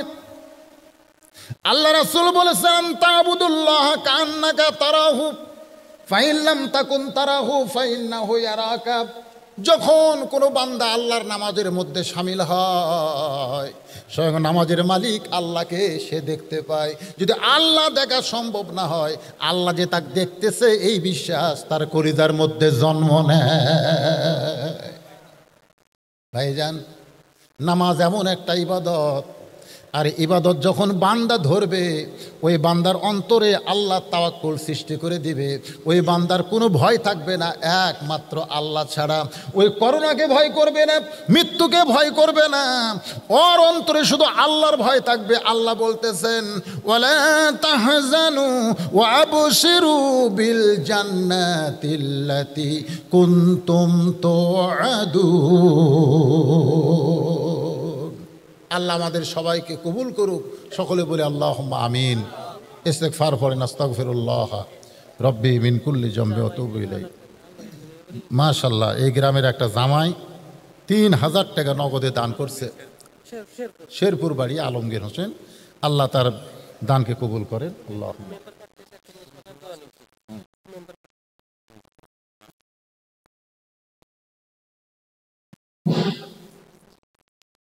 ইন্নাকা হামিদুম মাজিদ। اللهم بارك على محمد وعلى آل محمد كما باركت على إبراهيم وعلى آل إبراهيم إنك حميد مجيد। ভাইজান, এই যারা ঘোরাফেরা করতেছেন বসেন, দোয়ার সময় বসাটা আদবি। সবাই বসেন, সবাই বসেন। এত রাত পর্যন্ত আল্লাহ যাদেরকে চেতন রাখছে দোয়ায় সামিল হন, বসেন। আর দোয়া মুখলিবাত, হ্যাঁ, দোয়া কিন্তু একটা আলাদা একটা ইবাদত। এর একটা ইবাদত দোয়া করা। তো দোয়ার আগে একটা অন্ধ হাফেজ মাগরিবের নামাজের পর আপনাদের সামনে ৮ ঘন্টা ওয়াজ করছে। অন্ধ মানুষ ৩০ পারা কোরআন শুনে শুনে মুখস্থ করে। আলহামদুলিল্লাহ অমিনকাস সালাম তাবারাকতা ইয়া যাল জালালি ওয়াল ইকরাম। আয় আল্লাহ তাআলা, কঠিন গরমকে উপেক্ষা করে মাগরিবের নামাজের পর থেকে রাত ১টা পর্যন্ত এই দীর্ঘ সময় তোমার পাগল বান্দা বান্দিরা আরামের বাড়ি আরামের ঘুমকে বাদ দিয়া কোরআন হাদিসের মহব্বত কলিজার মধ্যে নিয়া এই জান্নাতের বাগানে বসে বসে কোরআন হাদিসের আলোচনা শোনার শেষে আমি গুনাহগারের সঙ্গে রহমতের দরজায় ফকির হয়ে দোকানা হাত তুলেছি। আল্লাহ মেহেরবানি করে আজকের মাহফিল আমাদের সকলের হেদায়েতের জন্যে, নাজাতের জন্যে, জান্নাতের জন্যে কবুল করো। এই মাহফিলের শুরু থেকে শেষ পর্যন্ত যত আলোচনা হয়েছে আল্লাহ, এর মধ্যে যদি ত্রুটি হয়, ভুল হয়, মাফ করে দিও। এর যা হাদিয়া মঞ্জুর করো সোনার মদিনায় নবী পাকের রওজা মোবারকে আল্লাহ কবুল করে নাও। তামাম আম্বিয়াই কেরাম, আসহাবে কেরাম, তাবিনী কেরাম, তাবা তাবিনী কেরাম, তামাম পৃথিবীর মাটির নিচে যত মুমিন মুমিনা শুয়ে আছে আল্লাহ সকলের আরওয়াহ পরে হাদিয়া কবুল করেন। আল্লাহ তাআলা আমরা যারা হাত তুলেছি আমাদের মধ্যে জনম দুঃখনী মা যাদের কবরে চলে গেছে, মেহেরবানি করে মায়ের কবরকে জান্নাতের টুকরা কবুল করেন। আমি সহ আমরা যারা বাবা হারা ইতিম হয়ে গেছি আল্লাহ মেহেরবানি করে বাবার কবরকে জান্নাতের টুকরা কবুল করেন। আমাদের দাদা দাদি নানা আত্মীয় স্বজন শ্বশুর শাশুড়ি যাদের কবরে গেছে আল্লাহ কবরবাসীদের মাফ করে দেন।